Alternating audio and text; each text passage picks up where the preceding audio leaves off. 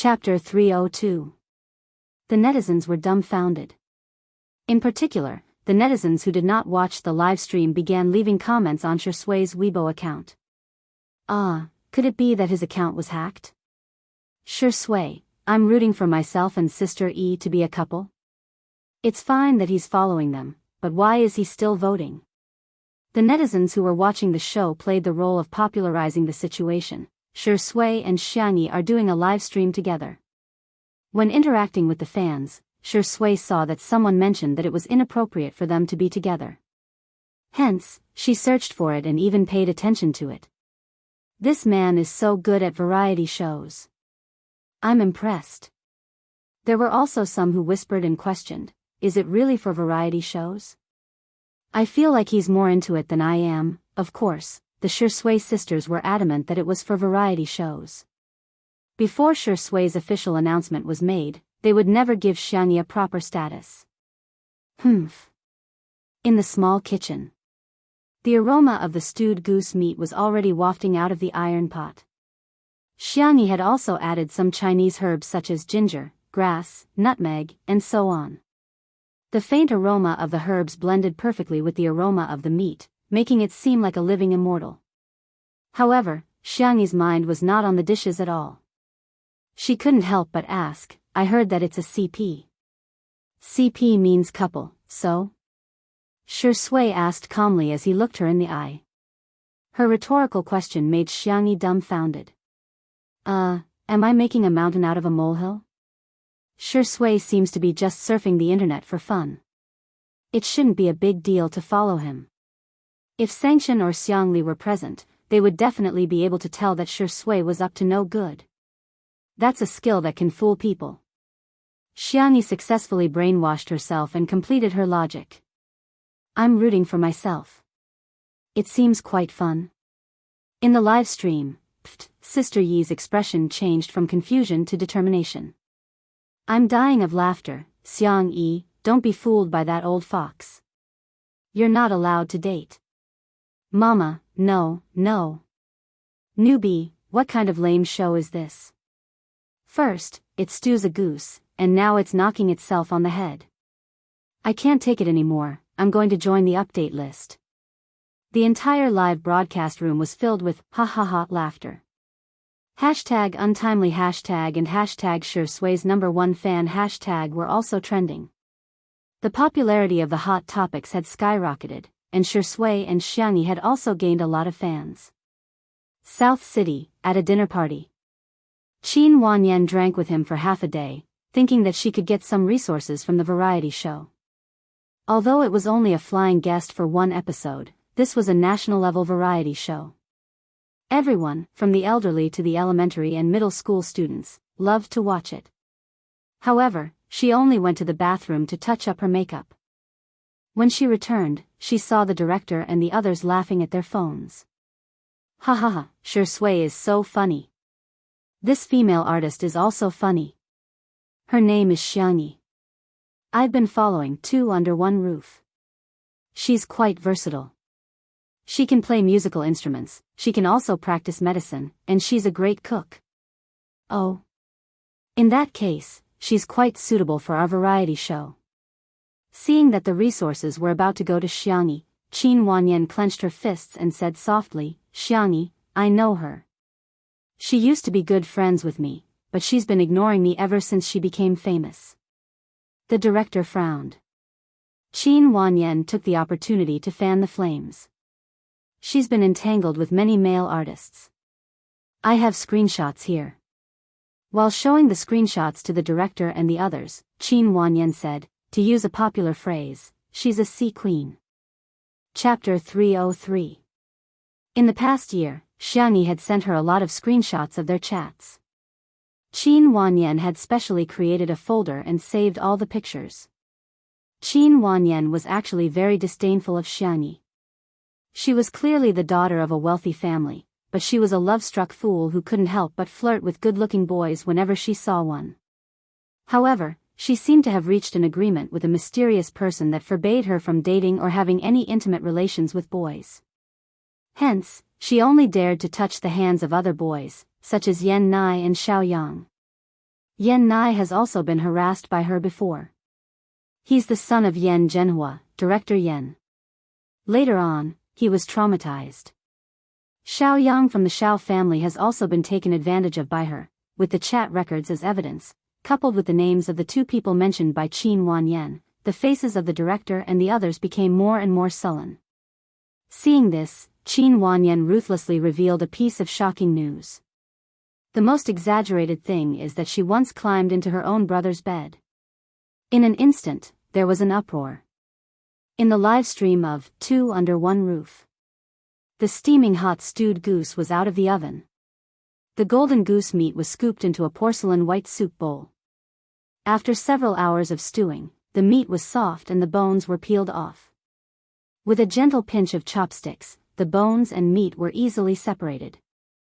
There were also cut potatoes and carrots in it, which added to the color of the dish. After taking a whiff, the aroma overflowed. After taking a bite, the aftertaste was endless. Along with a few light vegetarian dishes, a sumptuous meal was ready. The netizens were about to cry. "Goose, you died so tragically. My tears are flowing from the corners of my mouth, my takeout hasn't arrived yet. I'm crying so hard. I'm dying, I'm dying. The only bag of instant noodles left at home has expired for several months. Can I still eat it? I'm waiting online. It's urgent, this meal is too sumptuous. Sister E, I'm hurting all over. Can you send me a portion by express delivery? Or send me to your house by express delivery?" Xiangyi was about to wake up Yan Nai, but he woke up first. Because he was at home, the man was no longer wearing formal clothes. Instead, he had changed into black silk home clothes. His movements were calm and elegant, and as soon as he entered the camera, he captured the attention of countless people. "What the F***CK? Is this the new guest? Heh, man, you've successfully attracted my attention. I want all his information in 5 minutes. Those legs, that waist, I vaguely saw abdominal muscles just now, they're so tough, this rice is so handsome. Cough, this brother smells so good. Cough cough, this beauty is a feast for the eyes. The ancients didn't lie. Found it, found it. I used the image recognition function to find him. The founder of Linshan law firm, Sengchen. Wait, the last time Professor Xiang Li came, Xiangyi seemed to call him second brother. Could this Sengchen be big brother? There was a lot of discussion in the live stream. Sengchen had already calmly sat down. He seemed to be unintentionally separating Xiangyi and Shui from each other. The temperament of a domineering brother protecting his sister was firmly grasped. Si Chuanbai didn't care. He picked up a piece of goose meat and stuffed it into his mouth. The tender and fragrant goose meat had a pure taste. It was fragrant but not greasy, and had a faint herbal aroma. It tasted so good. Delicious. It's so delicious. Si Chuanbai rarely lost his composure. Shui also nodded gently, indicating that it tasted good. Sengchen was the only one who said indifferently, "It's just a so-so." Immediately, a netizen pointed out, "This is the first time the vase fairy has failed. This man is definitely not her biological brother." Chapter 304. This comment garnered the approval of many people. "I'm so annoyed by vase fairy's brainless praises. So every man is your brother? Don't you think Xiang Yi is like a white lotus who had a bunch of brothers when she was in school? Wake up, Sengchen is a top financial lawyer in the country who only takes on IPO cases. The truly impressive lawyers don't even have to appear in court to earn tens of millions of yuan in commission. Is Xiang Yi worthy of him? Why does she get all the good things?" Most people felt that Sengchen was likely to be Xiang Yi's brother, but they couldn't resist the logical analysis of the haters and their confident tone, causing many people to waver. Well, Xiang Yi's brothers included an esports guru, an international fashion designer, a genius medical doctor, and a top financial lawyer. How could it be possible? At the dining table, Xiang Yi tasted the goose meat and frowned slightly. It seems a little out of place with a few spices mixed together, but that's not right. I've mixed them like this before. Si Chuanbai was speechless. Are you serious, Miss Xiangyi? Are you that strict with your culinary skills? To him, this was already a delicacy that he would only get to eat a few times in his life. God knows how much he wanted his artiste to marry Miss Xiangyi. Even if he couldn't marry her, he might as well marry into her family. He was willing to be Miss Xiangyi's manager in the future. As long as he could have such a meal occasionally in the future. Sengchen said indifferently, mushroom. Xiangyi immediately understood. Ah, I see. Shui said thoughtfully, is there a conflict between spices? Si Chuanbai was speechless. He was a top manager, but at this moment, he felt like he was the only one in elementary school who didn't know anything. His dumbfounded expression was so hilarious that Li Jinyu shamelessly asked the photographer to take a few more close-up shots of him. However, Li Jinyu was indeed curious. What's going on, Sister E? Xiangyi said, mushrooms are rich in glutamic acid, which is an acidic amino acid. They have a unique taste and can be dissolved in water. This is one of the reasons why mushroom soup is so delicious. However, it conflicts with the seasoning, so the soup tastes a little strange. She tasted it carefully, then picked out a piece of Chinese medicine seasoning and made a judgment. It should be this. Li Jianyu, let me have a taste. I won't believe you if you don't have proof. Bullet screen, I suggest everyone type the words shameless old thief on the public chat. Xiangyi served him a bowl of stewed goose. Li Jianyu tasted it and his eyes widened. Such delicious food, I can swallow it whole. What was strange about it? He finished the meat and potatoes in 2 or 3 bites and drank the soup in a huff. He shamelessly said, it's too little. I can't taste anything. Give me another bowl. The bullet screen was instantly flooded with, I've never seen such a shameless director. Is it that magical? Lawyer Xiang's taste is too picky. Xiangyi's taste buds are so strong. She can actually guess which seasoning it is with just one taste. Who knows if it's true or not? Maybe she's just making things up. Who knows if she's bragging? Toxic. If it's not delicious, why would Director Li, Shui, and Si Chuanbai enjoy it so much? I think in some people's eyes, Sister Yi's existence is the original sin. Everything she does is wrong. Vase Fairies fans, stop trying to scare her. There's a new melon that you've cooked on Weibo. Open it and you'll be surprised, hee hee.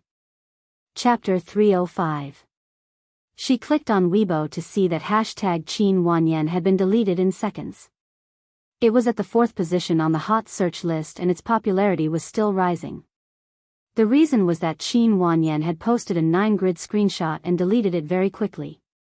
She then posted on Weibo to claim that her account had been hacked. However, in this era where the internet had memories, it was too easy to find traces of the screenshot. Some netizens reposted the screenshots that Qin Wanyan had posted. All of them were chat records, and they were screenshots from the chat records. Although the pictures were blurry, the netizens couldn't resist the enthusiasm of the netizens and soon, the content was deciphered. The first picture was of Xiangyi complaining to Qin Wanyan, Yan Nai's little brother is quite cute, but he's so shy. I just touched his hand and his ears and neck are all red. The next picture was of the conversation between Xiangyi and Yan Nai. Frowny face Xiangyi, is Yan Nai asleep? Are you free tomorrow night? Let's have dinner together, okay, Yan Nai, Sister Xiangyi, don't do this in the future. I really find it disgusting. The second picture was of Xiangyi showing off. After flirting with him for so long, I finally got Xiao Yang. He thinks he's my one and only. What a joke. I'm actually just rearing a fish. It's silly for a woman to pin all her happiness on one man.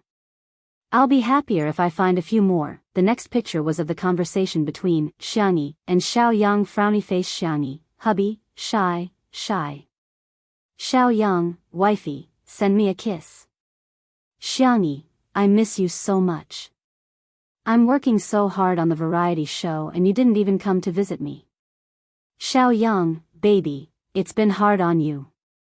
I'll go tomorrow. I'll also arrange for a food truck and a milk tea cart for you. You have to give baby E the best support in the world. In addition, there were also chat records with other artistes, music producers, and rich heirs.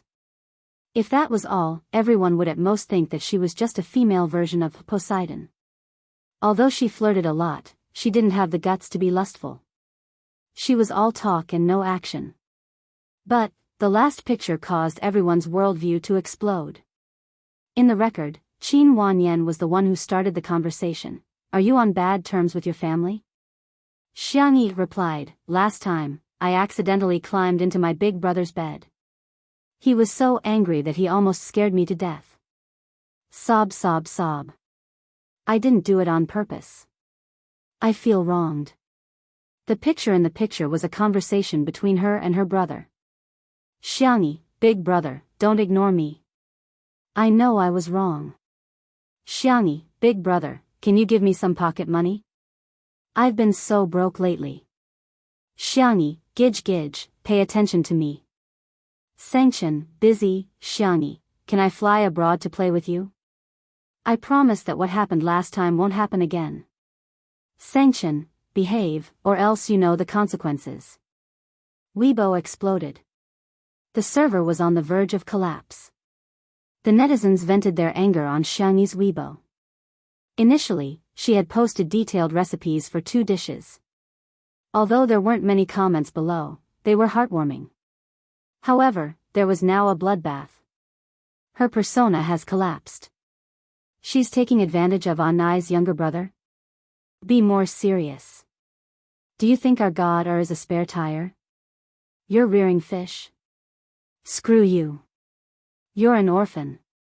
I'm so disgusted. She climbed into Lawyer Xiang's bed and still has the cheek to act coquettishly with him. To highlight, he's her biological brother. Ugh, my dinner from last night is about to pop out. Chapter 306. There was an uproar on Weibo, Melon forums, WeChat moments. Tomato Entertainment's public relations department acted as if they didn't exist.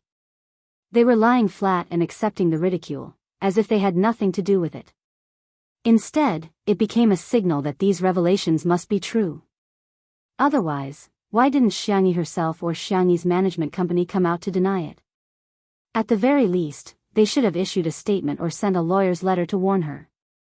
If they didn't deny it, it would be equivalent to admitting it. If they couldn't prove their innocence, they would have to suffer. In the apartment, Qin Wanyan looked at the silly netizens celebrating and smirked smugly. On WeChat, her manager sent her a message. Wanyan, the contract for that variety show has been sent over. If you don't have any questions, I'll confirm it. Qin Wanyan replied with an okay, threw her phone aside, and slowly poured herself a glass of wine. I really don't understand that stupid woman, Xiangyi. She clearly has so many good cards, but she didn't use them in the past year. Now, she's messed up her good cards and lost everything. She's even bringing up her brothers again. If I had known this would happen, I wouldn't have done it in the first place. If the appearance of her 3 brothers had helped her increase her popularity, then now, Qin Wanyan was like a bomb. Now, Big Brother's appearance was like a bomb. She only pulled the fuse a little and it exploded with a bang. No matter what, Xiangyi couldn't afford to be accused of seducing her brothers. Imagining Xiangyi being nailed to the pillar of shame for the rest of her life, Qin Wanyan drank her red wine happily. In the manner. After Li Jianyu saw the news that the staff handed to him, he immediately ordered the live stream to end. The live stream came to an abrupt end, followed by a statement on the official Weibo account of 2 under 1 roof, saying that there was a problem with the equipment and that the restoration time was to be determined. The netizens expressed that they didn't buy it. Please clean up Xiangyi's misdeeds. Smile, smile, smile. I thought this show was meant to help Shui stabilize his popularity, but now it seems that it's just to promote XY. Vase Fairy is definitely the royal of variety shows. She's been supporting her openly and secretly. Even when something happened, she didn't give up. No matter how much the fans protest, she's still focused. This popular variety show will sooner or later be ruined by her. Fortunately, the live stream ended before the situation escalated further. Xiangyi was dumbfounded when she saw the screenshot. She would never have thought that the terrible thing that her uncle was talking about was that the person who had taken over her body had climbed into her big brother's bed. The girl's face was pale. She pushed away the bowl and chopsticks and staggered back to her room. He did not even dare to turn around to look at Sanction. She was afraid to see the look of disgust in her elder brother's eyes. She was even more afraid that her brother would never forgive her in this lifetime. Sanction frowned. He stood up and wanted to chase after her, but was stopped by Shi Sui. "Get out of my way." Sanction's tone was cold. Shi Sui said helplessly, "Is there no one in your Xiang family who knows how to coax girls?" Sanction snorted. "Do I need you to teach me that?" Shi Sui, "TSK, let me guess, how are you going to coax her? Give her a candy?" Sanction had one hand in the pocket of his home clothes, and his fingertips were gently twirling a candy when he suddenly paused. "Milk candy?" "Sure enough, it's a family heirloom." The corners of Shi Sui's mouth twitched slightly. "Let me do this kind of thing." He blinked his long eyelashes at Sanction. "Brother, I'm the best at comforting Sister E." Chapter 307. Xiang Chen's jawline was taut and his aura was sharp and cold, with a natural sense of oppression. The innocent Si Chuanbai was a little flustered. He felt that Sanction could beat up Shi Sui at any time. However, in the end, his sister-complex nature prevailed. Xiang Chen closed her eyes and gritted her teeth. "If I can't coax you, you'll be dead." Shi Sui replied, "Okay." Sanction was speechless. Xiangyi hugged her knees and sat on the floor. She leaned against the side of the bed and her mind was in a mess. Perhaps second brother's guess was right. She wasn't the real, fast transmigrator. She was just a substitute. In the fast transmigration world, she didn't care if she was mocked, betrayed, framed, or abandoned. Because those were people who had nothing to do with her. Because she didn't care, she didn't care.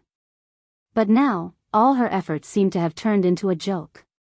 Xiangyi thought that she had a good mentality and could handle life and death situations calmly. But now, her mentality had really collapsed. No matter how strong a person was, they had their weaknesses. Xiangyi couldn't accept this reality. Click, the door lock moved slightly. Xiangyi turned a deaf ear to it. She only raised her head slowly when she felt a warm and strong hand on her head. It was Shi Sui. She forced herself to be alert and asked in a soft and hoarse voice, "How did you get in?" Shi Sui cleared his throat, as if he didn't think it was something to be proud of. "I was in prison for a few days when I was acting in a movie and learned some lock-picking skills." "I see." Xiangyi pursed her lips. She wanted to reply with a smile, but she felt that she couldn't even smile. Shi Sui's eyes flickered. He bent down and sat beside her. One of his long legs was on the ground while the other was slightly bent. As he moved, his ankle bones were exposed and the soft cotton fabric rubbed against his fair skin. "You don't have to smile if you don't want to. Do you want a shoulder or a tissue?" "I recommend the shoulder option because I'm wearing sweat-absorbent clothes today. It should be good for absorbing tears." "Do you want to try it, Sister E?" Xiangyi hesitated for a few seconds before she slowly, gently, and carefully leaned on his shoulder. Although she always said that Shi Sui was a little kid, in her heart, Shi Sui was still the reliable and gentle brother next door whom she had found reliable since they were young. Shi Sui remained silent and accompanied her silently. The room was extremely quiet. After an unknown period of time, Xiangyi said in a low voice, "I suddenly miss Mom and Dad." Shi pursed his thin lips. The parents of Xiangyi and the others had died in an accident, and the cruelest thing was that Xiangyi was the only survivor of that accident. She witnessed her parents' deaths with her own eyes. She also experienced some rumors that shouldn't have existed. Those boring and ugly so-called elders would repeatedly whisper in her ears, "Do you miss your parents? Your brothers will blame you for being a jinx. You become an unwanted child. You become an unwanted child." Once little Xiangyi started crying, they would say, "Ah, this child can't be teased." We're just joking. What's there to cry about? Shui's voice was gentle as he coaxed her patiently. Uncle and Auntie have become stars in the sky, protecting you. Sangshan and the others have never blamed you or been angry with you. Because all of them know that you're the best sister in the world, Xiang Yi. Chapter 308. Xiang Yi didn't say anything, but her nose was a little sour. Her forehead was pressed against Shui's shoulder, and she could feel the warmth of his body. Shui whispered, "My hearing isn't very good either." Others might not understand, but Xiang Yi immediately understood. He repeated what she had said before. The girl's nasal voice was thick. "I won't cry." She probably cried too much when she was young, and now that she was older, she couldn't cry anymore. When she was sad, her first reaction was not to cry, but to endure. Shui chuckled. "Well, our sister Yi has always been a very strong child." He still remembered the fair and soft Xiang Yi, crying and driving away those annoying elders. She looked so fierce when she left. At that time, Xiang Li was holding her, Xiang Feng spat at those people, and Xiang Yu was spitting profanities. As for Sangshan, he was even more ruthless. He weighed a brick and stood on the side like a cold-faced king of hell, a proper threat. No matter how the 5 children fought at home, they would always stand together outside. Xiang Yi calmed down for a while, and her emotions calmed down a little. She belatedly realized that Shui had also seen that, her. Quickly transmigrate back, she was on the bed in his room. Shui didn't mention this matter again, and Xiang Yi thought that he didn't care. Now that she thought about it, did he find something wrong? You. We. Xiang Yi licked her cherry lips, raised her small face, and asked, "That day at the hot spring villa, nothing happened between us, right?" Shui raised his eyebrows, and his dark eyes were unfathomable. "Do you think something should have happened between us?" This involved a blind spot in her knowledge again. Xiang Yi was a little embarrassed. "At that time, did I defile you?" Shui asked with a half-smile. "Ruin?" Xiang Yi was annoyed. It was all Anan's fault for using such a magical word. She had such a deep impression of this word that she blurted it out. "Ahem, then let me rephrase my question. At that time, did I do anything to you that was not in line with the core values of socialism?" The little girl was full of righteousness. At first glance, she looked very steady, if one ignored her slightly red earlobes. Shui pondered for a moment, causing Xiang Yi's heart to skip a beat. Then, he drawled, "You fell asleep as soon as you entered." That night, the room card was an accident. Xiang Yi had wanted to use the room card of another young hunk, but she accidentally entered Shui's room by mistake. The way that Xiang Yi looked at him was truly disgusting. However, she immediately fainted. Shui originally thought that she was acting and was about to smoke a cigarette to ask Xiang Feng to come and get her, but she soon woke up. It was the same face, but the look in his eyes was different. Shui knew that she were no longer the same person. Hearing this, Xiang Yi breathed a sigh of relief. However, looking at Shui's calm attitude, Xiang Yi felt that he knew something. Just as she was about to ask, someone knocked on the door.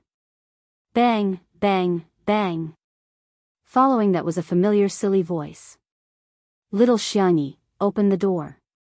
I know you're in there. Look at what you've done. Stupid girl, as your uncle, I must teach you a lesson today." It was Xiang Feng, who had rushed over after hearing the news.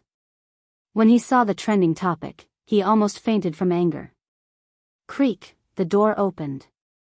Xiang Feng was about to criticize her as an elder, but he suddenly met the girl's red eyes and uneasy and pitiful appearance. "Xiang Feng. Ahem, actually, I thought about it. It's not a big deal." Chapter 309. Xiang Yi was dumbfounded. "Huh?" Xiang Feng said righteously, "Uncle, how can you not believe our little Xiang Yi? It's a misunderstanding. It must be a misunderstanding. Okay, don't cry. Uncle will take you to eat your favorite junk food." Xiangyi clenched her little fists. She was ready to be scolded, but she didn't expect such a turn of events. The little girl nodded dizzily. 10 minutes later. Sanction couldn't wait to come out of his room. He wanted to see how Shui had coaxed Xiang Feng. However, Shui was in the living room, but Xiangyi was nowhere to be seen. The bedroom door was open, and there was no sign of the girl. Sanction gritted his teeth. Where's my sister? How did she coax him? Did he coax her away? Shui, brother, before I answer your question, can you take a deep breath first? Sanction. Shui, Xiang Feng is here. These 4 words naturally drew hatred. Sanction's eyebrows twitched violently. He took Sister E to eat junk food. Sanction. Location. Every word seemed to be squeezed out from between his teeth. Shui blinked. Brother, you have to pay for information, Sanction sneered. I think you're still sleeping. You're not going to tell me? Then I'll beat you until you tell me. Seeing that the man was rolling up his sleeves, Shui said, he also brought iced milk tea and cola for Sister E. Sanction gritted his teeth. Deal. In the parking garage. Although Xiangyi was the only one living in the manor, her brothers all had cars here. There were limited edition sports cars, motorcycles, and Xiang Feng's hover car everywhere. In the most spacious off-road vehicle. Come, little Xiangyi, eat this fried chicken while it's hot. And this strawberry cheese smoothie, it's amazing. Do you want an iced cola? Do you want to try drinking from 2 straws at the same time? You'll get double the happiness. Xiang Feng was frantically promoting. He had been busy with work recently. After all, he was also a domineering CEO. It had been a long time since he last visited his little niece. It wasn't easy for her to come here. Of course, she had to bring delicious food for her niece. His original plan was to punish Xiangyi first. Society didn't punish her, but he, her biological uncle, would do it himself. Coaxing after hitting. Now, he was just skipping the step of beating him up. There was nothing wrong with rounding it up. Xiangyi was like a little hamster, nestled in the back seat, eating happily. This cheap, thick, and especially rich smell of food additives and essence, it was so delicious. The girl who was calm and collected in front of outsiders let herself loose in front of her little uncle. She drank milk tea and cola, and her little legs fluttered in happiness. Uncle, you're so nice. At this moment, little uncle was the best person in the world. He didn't accept any rebuttals. Xiang Feng looked at her with eyes full of affection. Look at you, you're as thin as a piece of paper. Let me tell you, you should gain at least 5 kilograms. Little girls need to be white and chubby to be cute. Xiangyi's cheeks puffed up. I've already gained several kilograms. Xiang Feng picked through the food bag. This bag is the devil's spicy strips. The last time I ate spicy food, I cried. Should I open one for you? The little girl nodded like she was pounding garlic. The next second, the car window was knocked on. Xiangyi held her breath, thinking that there was an anti-peeping film on the car window. He couldn't see her. Xiang Feng was also nervous and accidentally blurted out, "There's no one in the car, there's really no one." Xiangyi, who was completely unprepared. Chapter 310. Xiang Feng made up for it. It's just me. Really? Xiangyi, she looked at her little uncle, her eyes full of pain. Her big brother's cold, demonic voice came from outside the car window. I advise the 2 of you not to make any futile resistance. Open the door. Xiang Feng was quick-witted. Actually, I'm in the car next door. Xiangyi, she couldn't bear to look. She really couldn't bear to look. The fried chicken in her hand didn't even taste good anymore. I'll count to 3. If you don't open the door, don't blame me for being rude. Sanction's voice was as cold as ice. 3. Before he could count, the uncle and nephew immediately opened the door. They didn't even dare to think about resisting, let alone think about it. The rich, oily aroma of food filled the car. Sanchen only felt his temples twitch a few times. He crossed his arms and looked down at the scene from above. Xiangyi had fried chicken in her left hand and spicy strips in her right. It was obvious she was enjoying her meal. Xiang Feng had milk tea in his left hand and cola in his right. It was obvious he was feeding Xiangyi. Heh. Sanchen suddenly sneered. Uncle and nephew, tremble. Xiang Feng was still responsible. He trembled as he said, "It's not about little Xiangyi. I forced her to eat it." Sanchen, inverting right and wrong. That's a double crime. Xiang Feng's eyes widened. We're both adults. What's wrong with eating some snacks? Sanchen, stubborn. That's a double crime. Xiang Feng was instantly terrified. I was wrong. I really know. I apologize to you on behalf of little Xiangyi and myself. Sanchen, hypocrisy. That's a triple crime. Xiang Feng? So everything I say is wrong? You, come down. This sentence was directed at Xiang Feng. Xiangyi shrank behind him and looked at him with pleading eyes. Little uncle, don't go. Xiang Feng's eyes were filled with tears. Little Xiangyi, uncle loves you the most. Don't worry, uncle will never abandon you. We, uncle and nephew, will share riches and tribulations together. Let's share fried chicken and cola. Xiangyi was extremely touched. Her cherry lips opened and closed as if she wanted to say something. In just an instant, Xiang Feng decisively got out of the car from the other side and ran away like a wisp of smoke. The speed at which those legs moved was even faster than that of a rabbit's. If he doubled his speed, he would probably leave behind afterimages. She wondered what he had been through all these years. Xiangyi, so the love between family members will disappear, right? He turned his neck stiffly and met his eldest brother's gaze. The man's tall figure was hidden in the dim light of the garage. His legs were long and straight, and his whole body exuded a sense of oppression that had existed since he was young. He lowered his eyes, exuding a sharp and intimidating aura. Little rabbit, continue shaking. Sanchen said slowly, eat. Why aren't you eating? Fried chicken won't taste good when it's cold. Xiangyi's eyes were filled with horror. Her hand trembled and she almost dropped the fried chicken. Brother, now you know how to call me brother? What were you doing earlier? The corners of Sanchen's mouth curled downward, full of cold disdain. His irritable mood couldn't be suppressed and rose from his heart, especially when he saw the cold and spicy food. It was like a ball of fire was burning unscrupulously. His tone became harsh and cold. Xiangyi, you've really grown up. You ran away from home without a word and didn't even say goodbye when you came home? You'd rather be comforted by that dog of a man, Shui, than come find me? Do you still see me as your big brother? Chapter 311. Xiangyi was dumbfounded. She remained motionless as she held the fried chicken and spicy sticks in her hand. A few seconds later, she gradually came to her senses. Big brother meant, she had a guess, but she wasn't sure. Sanchen kept a straight face and was about to continue lecturing her when the girl suddenly burped cutely. Xiangyi, Sanchen, indeed, carbonated drinks like cola shouldn't be drunk too much. With the hiccup interrupting, Sanchen turned his face and covered his thin lips with his hand. Xiangyi didn't know if it was her imagination, but she felt that her big brother was, secretly laughing. Ahem.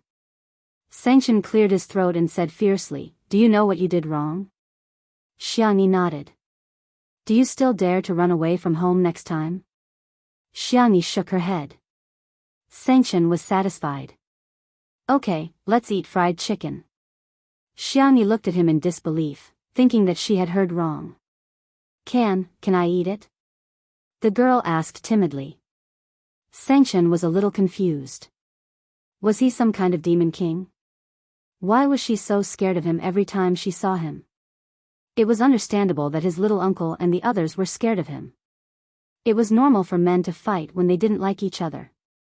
However, Had he ever laid a finger on his little sister since she was young? Every time, she would cry before he could scold her. He was so scared that he didn't even dare to speak loudly to her. Xiangyi took a bite of the fried chicken tentatively. Seeing that her big brother's expression was normal, she quickly took a few more bites. Sob, I can't believe I dared to eat junk food in front of big brother in my lifetime. This scene could be written into the story of how she was weak and pitiful under the control of the Xiang family's Chin. However, when she was about to eat the spicy sticks, her big brother mercilessly took them away. You can't eat spicy or cold food. Seeing his little sister's face pucker up, Sanchen's heart softened. Then, he returned to his cold and heartless self. But, won't these go to waste? Xiangyi said softly. Sanchen was silent for 2 seconds. Excuse me. Huh? Make some space for me, the man said indifferently. He sat down beside her and expressionlessly took a bite of the spicy strip. TSK. It was indeed trash. Xiangyi looked at him eagerly. Is it delicious? Sanchen said with disdain, it tastes awful. Xiangyi. If it's disgusting, why don't you give it to me? Why do you want to torture yourself and me? That milk tea, let's drink it at room temperature. Xiangyi. What soul would there be left in iced milk tea and iced cola if they were placed at room temperature? What are you looking at? Don't look. Sanchen felt that his tone was too rigid and serious. He lowered his voice and said, You're still acting. Don't you know that your period is coming soon? Xiangyi, *****, Big brother actually remembered this? Sanchen silently ate a few mouthfuls of the spicy strip. The more he ate, the deeper his frown became. What the hell? Was this something that humans ate? His taste buds were very sensitive. He could only taste the additives and low-quality oil. Big brother, the girl's delicate and weak voice sounded in his ears. It was small and timid. Xiangyi licked the corner of her lips. Did she really do something to you? If they didn't talk about it, it would become a knot between her and her brother for the rest of their lives. The siblings had a tacit understanding. Sanchen immediately understood who she was referring to. Thinking of that ridiculous scene, his jaw tightened. His long and narrow eyes outlined an earth-shattering coldness. Do you think I'm stupid? Do you think I can't tell who is my sister? Who is the imposter? Chapter 312.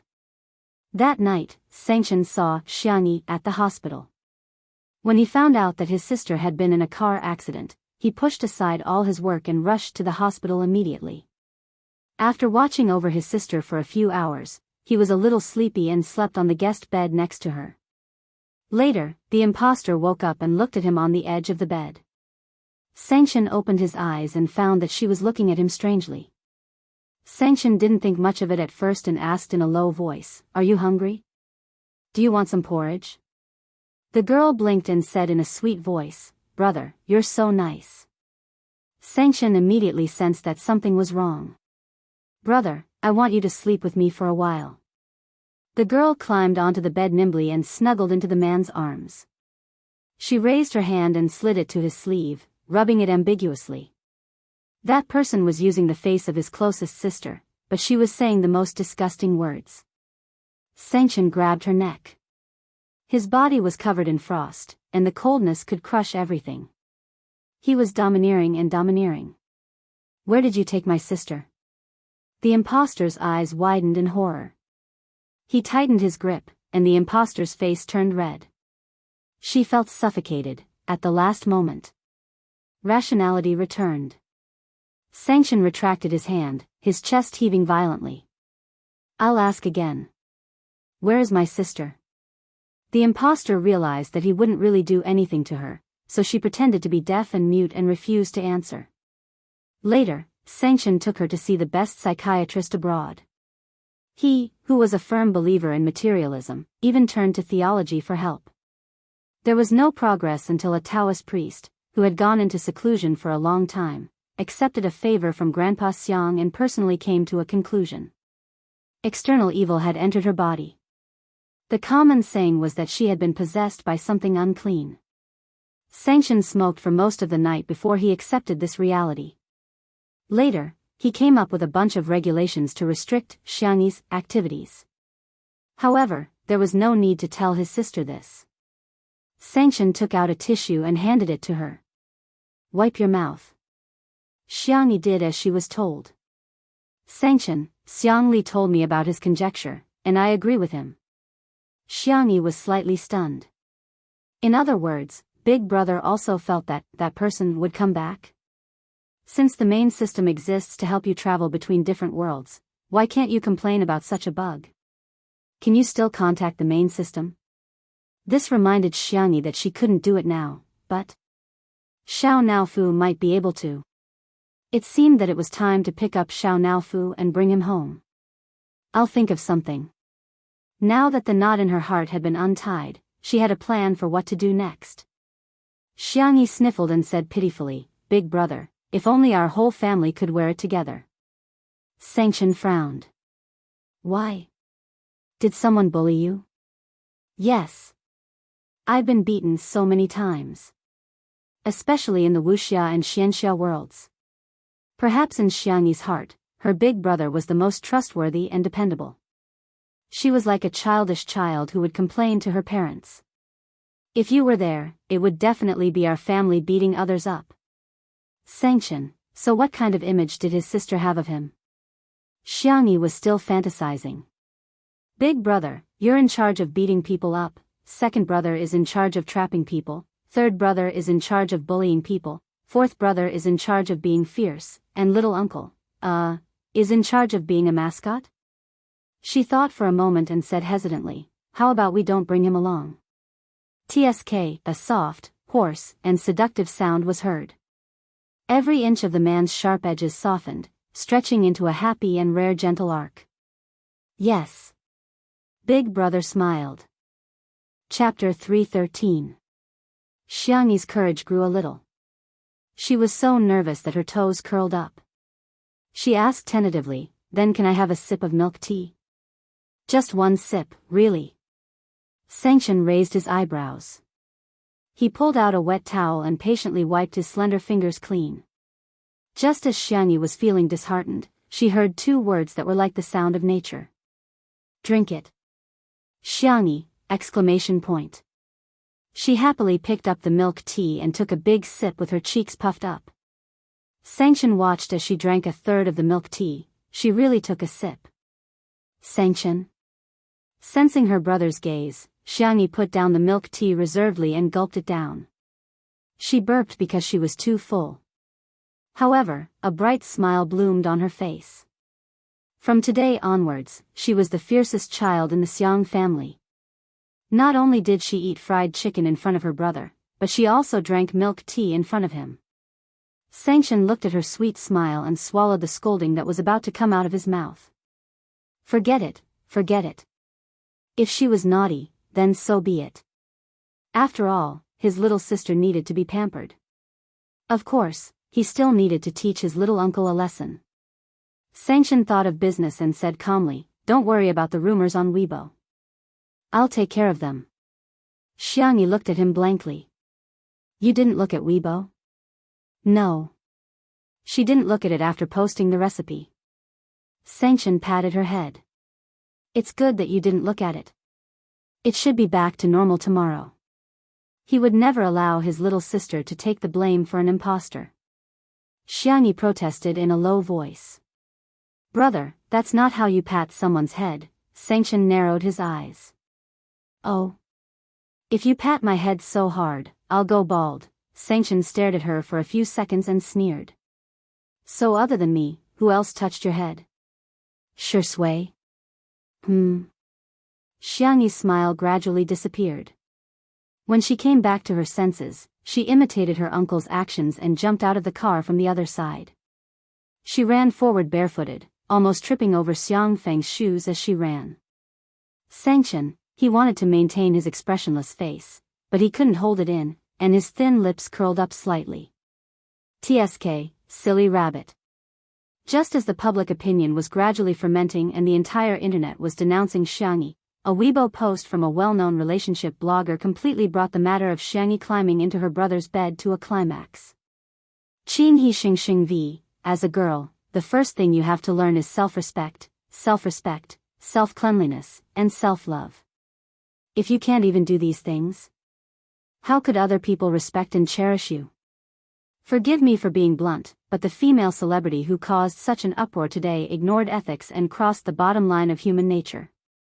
Such behavior is really shameful.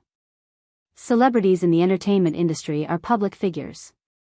Any bad behavior will be magnified and have a great impact on society.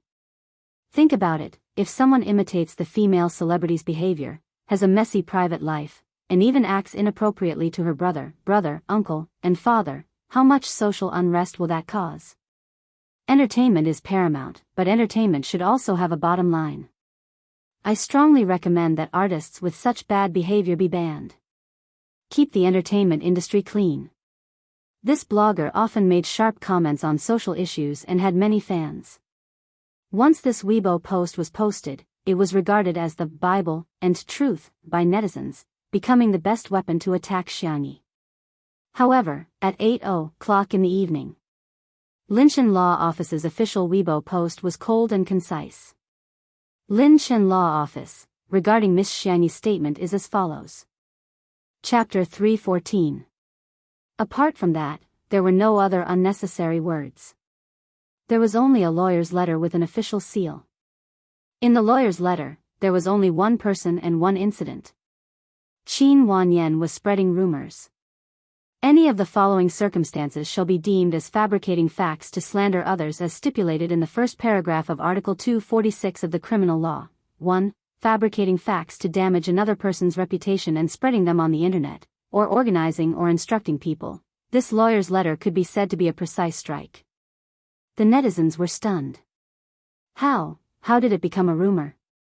Wasn't spreading rumors something that only marketing accounts would do? Qin Wanyan was a celebrity. How could a celebrity spread rumors? Qin Wanyan was also dumbfounded. Her manager called to reprimand her. Can you be any more stupid? Even if you want to post it, you should find a marketing account and do it yourself. Aren't you asking for trouble? Don't you know that Big Brother Xiangyi is the top lawyer in the country? Qin Wanyan was speechless. Marketing accounts were not as influential as celebrities. She could only achieve the best results if she posted and deleted it instantly. Also, Xiangyi said that her brother hated her to the core. He wouldn't even talk to her, let alone stand up for her. But now, why did sanction appear? He even gave her a lawyer's letter as a warning. Qin Wanyan cursed in her heart. Didn't she just post something on Weibo? Did it have to escalate to the level of the law? I'll handle it properly. Don't worry. With that, Qin Wanyan hung up the phone. After pondering for a while, she wrote a Weibo post and posted it. Qin Wanyan V, I'm very sorry for what happened. I didn't expect my phone information to be leaked. I also didn't expect that someone would hack my account and post my chat with Xiangyi. She and I used to be good friends. Even though we're drifting apart, I still send her my blessings. After the incident, I tried to contact her to apologize, but she didn't respond to me. As for spreading rumors, it wasn't my intention, and it wasn't my doing. The law is fair, but some people choose to use the law to defend justice, while others choose to use the law to protect their own interests. Forget it, there's nothing to say. I can apologize for my mistake, but... Xiangyi, can you reply to me on WeChat? The attached picture was a chat between her and Xiangyi. She had been asking about Xiangyi's well-being the whole time, and after the instant deletion incident, she had indeed apologized in a sincere tone. However, Xiangyi didn't reply from beginning to end. Just as Qin Wanyan expected, the influence of an artist was much greater than any marketing account. The onlookers rushed over and were instantly brainwashed by her White Lotus tricks. Look, Qin Wanyan is so pitiful. Immortal Qin is so pitiful. Not only did her account get hacked, but the vase fairy still hasn't replied to her message. How shameless. Did anyone notice that Yan Yan's nickname for Xiangyi is AAA with a star? She really treats Xiangyi as a friend. Everything else aside, isn't it too disgusting not to reply?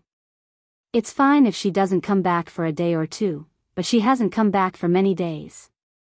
What's the meaning of this? Does she really think that she's an A-list celebrity after gaining some popularity from participating in a lousy variety show? Qin Wanyan's fans cursed and scolded her one after another. Unexpectedly, a few minutes later, someone posted a picture. Qin Wanyan's IP address on Weibo had never changed. In other words, her account wasn't hacked at all. In an instant, there was an uproar on the internet. Chapter 315. What kind of face slapping was this? One moment she posted on Weibo, the next she exposed her IP address. It was as if she was waiting for her prey. Qin Wanyan, who saw that Weibo post, was completely dumbfounded. Am I being targeted? Why are they so vicious? How dare they embarrass me in front of so many netizens? Her manager was the one who was fuming mad. Ever since she started working with Qin Wanyan, her manager had realized that she was a troublemaker. Fortunately, her methods were very effective, and she was able to get the best resources every time. For example, she wasn't very popular at first, but she and Xiangyi had been hyped up a few times. She even created an alternate account to infiltrate Xiangyi's fan club and turned a large number of fans to become her fans. She also made use of Xiangyi's stupidity to set off her fairy-like image and obtained a lot of resources that didn't belong to her in the first place. Her manager felt that it wasn't a bad thing for an artist to be ambitious and know how to plan for herself, so she let her be.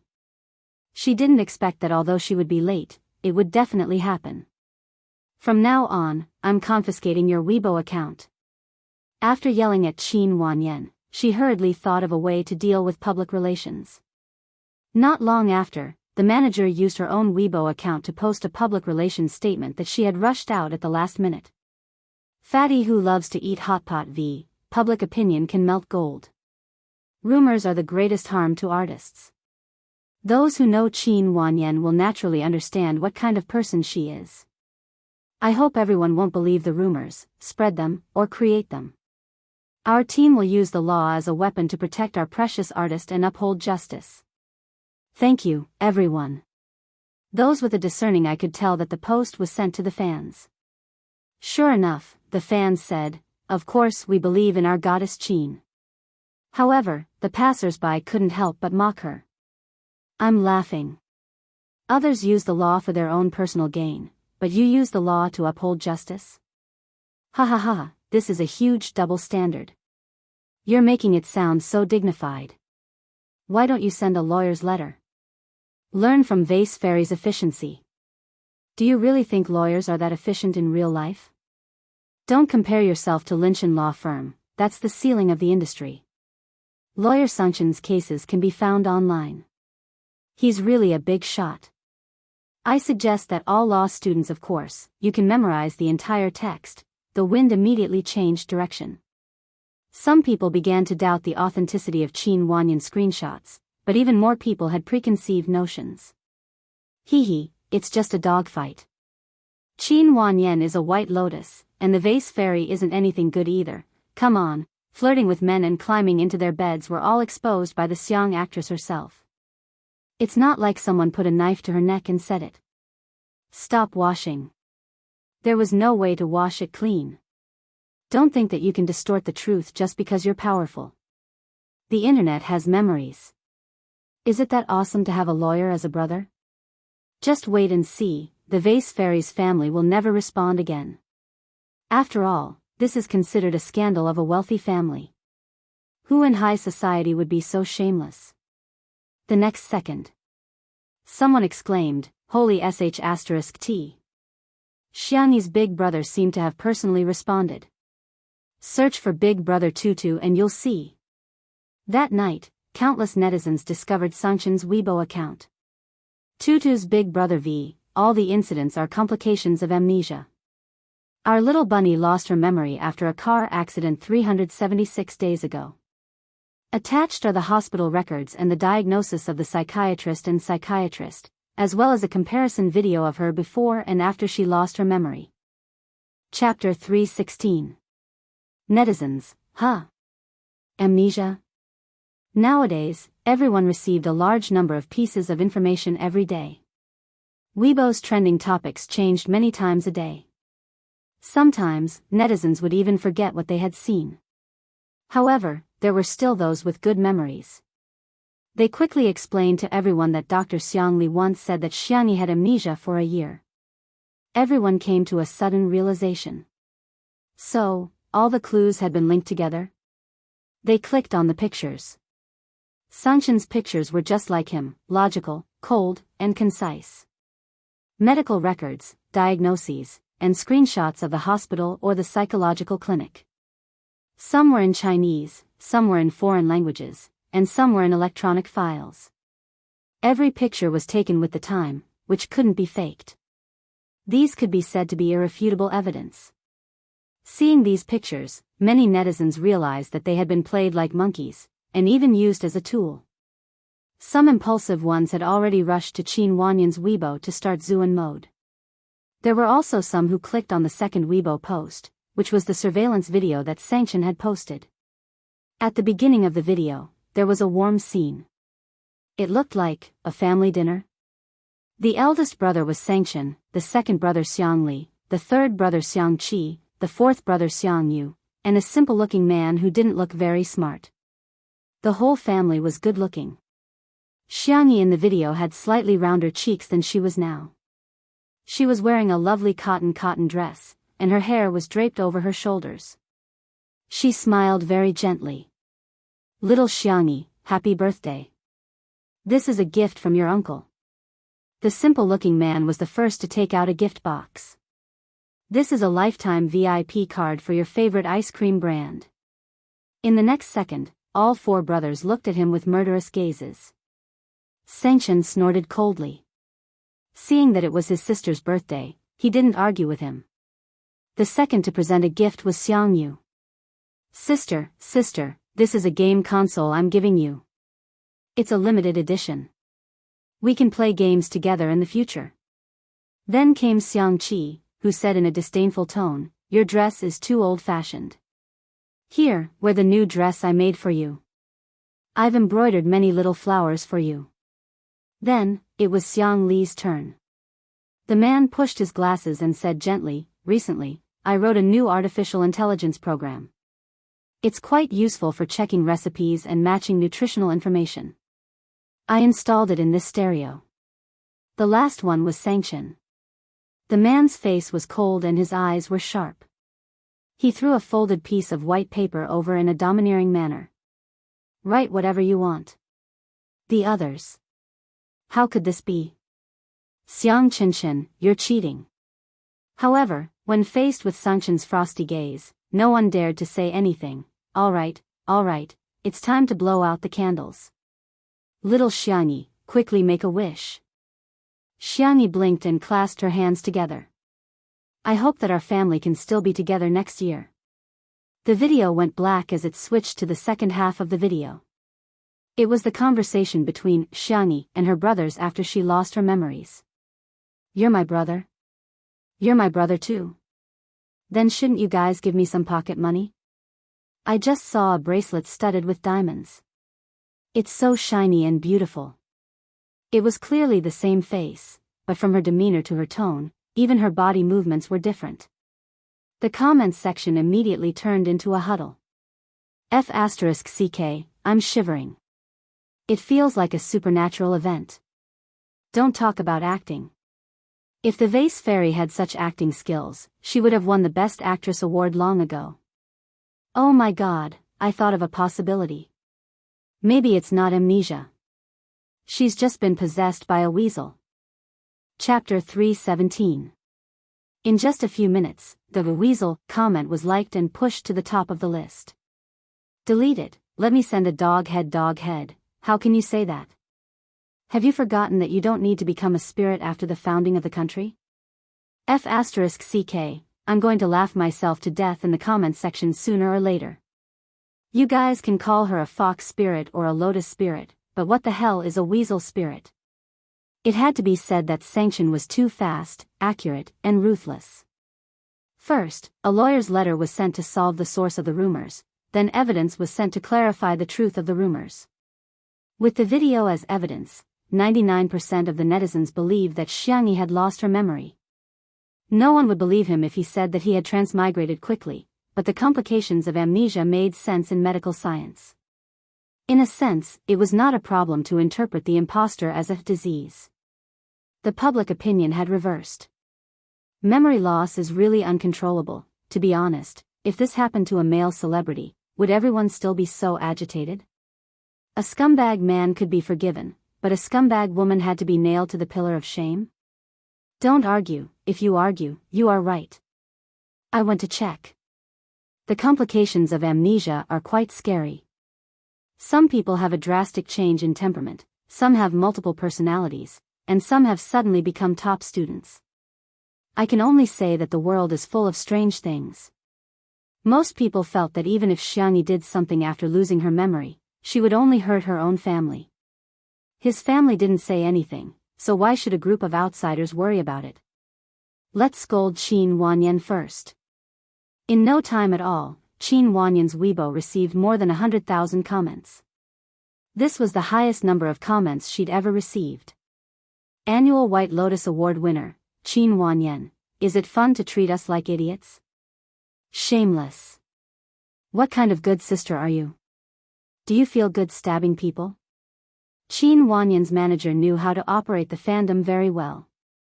From time to time, she would abuse her fans. She also implemented strict management of her fans. Not only was her fighting power amazing, but she was also extremely loyal. The fans were not convinced. They grabbed onto Jianghu's remaining flaws and scolded, then no matter what our immortal Qin did wrong, Jianghu should have replied to the message. Then, everyone realized that Shui had updated her status. Shui V, Sister Yi's account was registered a year after she lost her memory. She hasn't used it since she recovered. Qin Wanyan's fans were speechless. It wasn't that he didn't want to reply, but that he didn't even use this account. If they were really good friends, how could Qin Wanyan not know about this? If she knew about it and still sent messages to the air every day, wouldn't she be a self-directed actor? The enraged netizens posted tens of thousands of comments, and even killed Qin Wanyan's account. Her fans were as quiet as chickens, and not many people responded to the big fans' calls for a fight. While the netizens were venting their frustrations on Qin Wanyan's Weibo, there were two groups of people who were very unique. This wave was made up of Jianghu's new sister-in-law fans. They were mainly gathered under Sanction's Weibo post about the family gathering. Sorry, I've already registered my marriage with my husband Tutu, bah. My child with Chen Chen is already 3 years old. I announced that I'm now Jianghu's sister-in-law fan. I'm a big sister-in-law, second sister-in-law, third sister-in-law, and fourth sister-in-law. The other wave was naturally made up of Microscope Girl, Ace Picker, and Untimely Couple fans. Chapter 318. These fans naturally gathered under Shui's Weibo account. I'm screaming like a groundhog every day.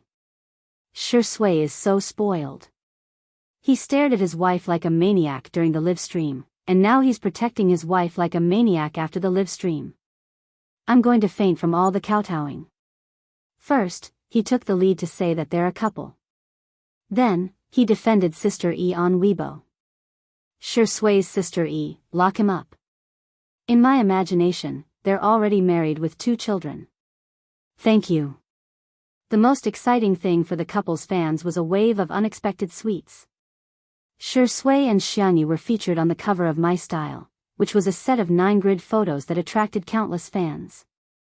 Shui was dressed in a black retro suit and had a rare seductive look on his face. However, he managed to hold his charm well. The solo photos included the scene of him biting a petal, the elegant and noble moment when he cut the steak, and the extremely invasive close-up of his gaze under the candlelight. The Shui sisters were at the forefront. Shui is so handsome that he's like a shark.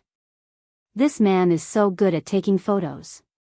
He's the most demonic vampire in history. I'm at the scene. I'm that petal. Shui's kiss is so domineering. I'm so shy. Xiangyi was dressed in a gorgeous cream yellow dress. Her makeup was clear, and her eyes were clean. She looked exactly like the princess on the run that was trending on the internet recently. The solo photos included a close-up of her smile, a moment of her holding the hem of her dress while strolling in the forest, and a fairy tale-like scene of a deer kissing her fingertips. Xiangyi's fans immediately came forward to report. Wow, Sister E is such a peerless fairy. Ah, E, Mommy loves you. You look so obedient when you're feeding the deer. E. Mommy forbids you from showing your collarbone. Cover it up. Your old mother is so worried. However, the most popular photo was the cover of the couple. The first photo was of the noble-like vampire and the innocent the little princess looking at each other for the first time in the forest. In the second photo, the scene was changed to the castle. Shui was holding the back of Xiangyi's head and was about to kiss her. The third picture was a reflection in the mirror. His slender and well-defined large hand was intertwined with her slender and milky white hand, and their fingers were tightly intertwined. The comments section exploded. Not only were the fans stunned, even the passers-by were stunned. I don't care. Wedding photos. This is the wedding photo. Mom, I'm serious. Untimely super. Level. Sweet. Why are you holding hands? Do you think I'm lacking in traffic? Kiss. Give me a kiss. Sure Ingdi, can you do it? If you can't, let me do it. Seeing that this Weibo post was extremely popular, it didn't take long for the official Weibo account to release a video. It was edited with behind-the-scenes footage from the shooting. With the addition of filters, the colors were retro and classy. Sophia's aesthetic was enough to make people slap the table in praise. As for the music, he chose a piano and violin ensemble. The video had a complete plot, from the vampire and the little princess's first encounter to their passionate love, to their sinking into darkness. At first, the music was a soothing and melodious melody, but then it turned into a passionate tango. Slowly, it turned lingering and affectionate, and then it turned gloomy. With the addition of filters and music, the plot was so torturous that it made people's hearts clench. However, at the end of the video, the man held the back of the girl's head in his arms and pulled her into his arms. The camera deliberately gave him a close-up, his Adam's apple rolled sexily as he licked the corners of his pale lips. The video came to an abrupt end.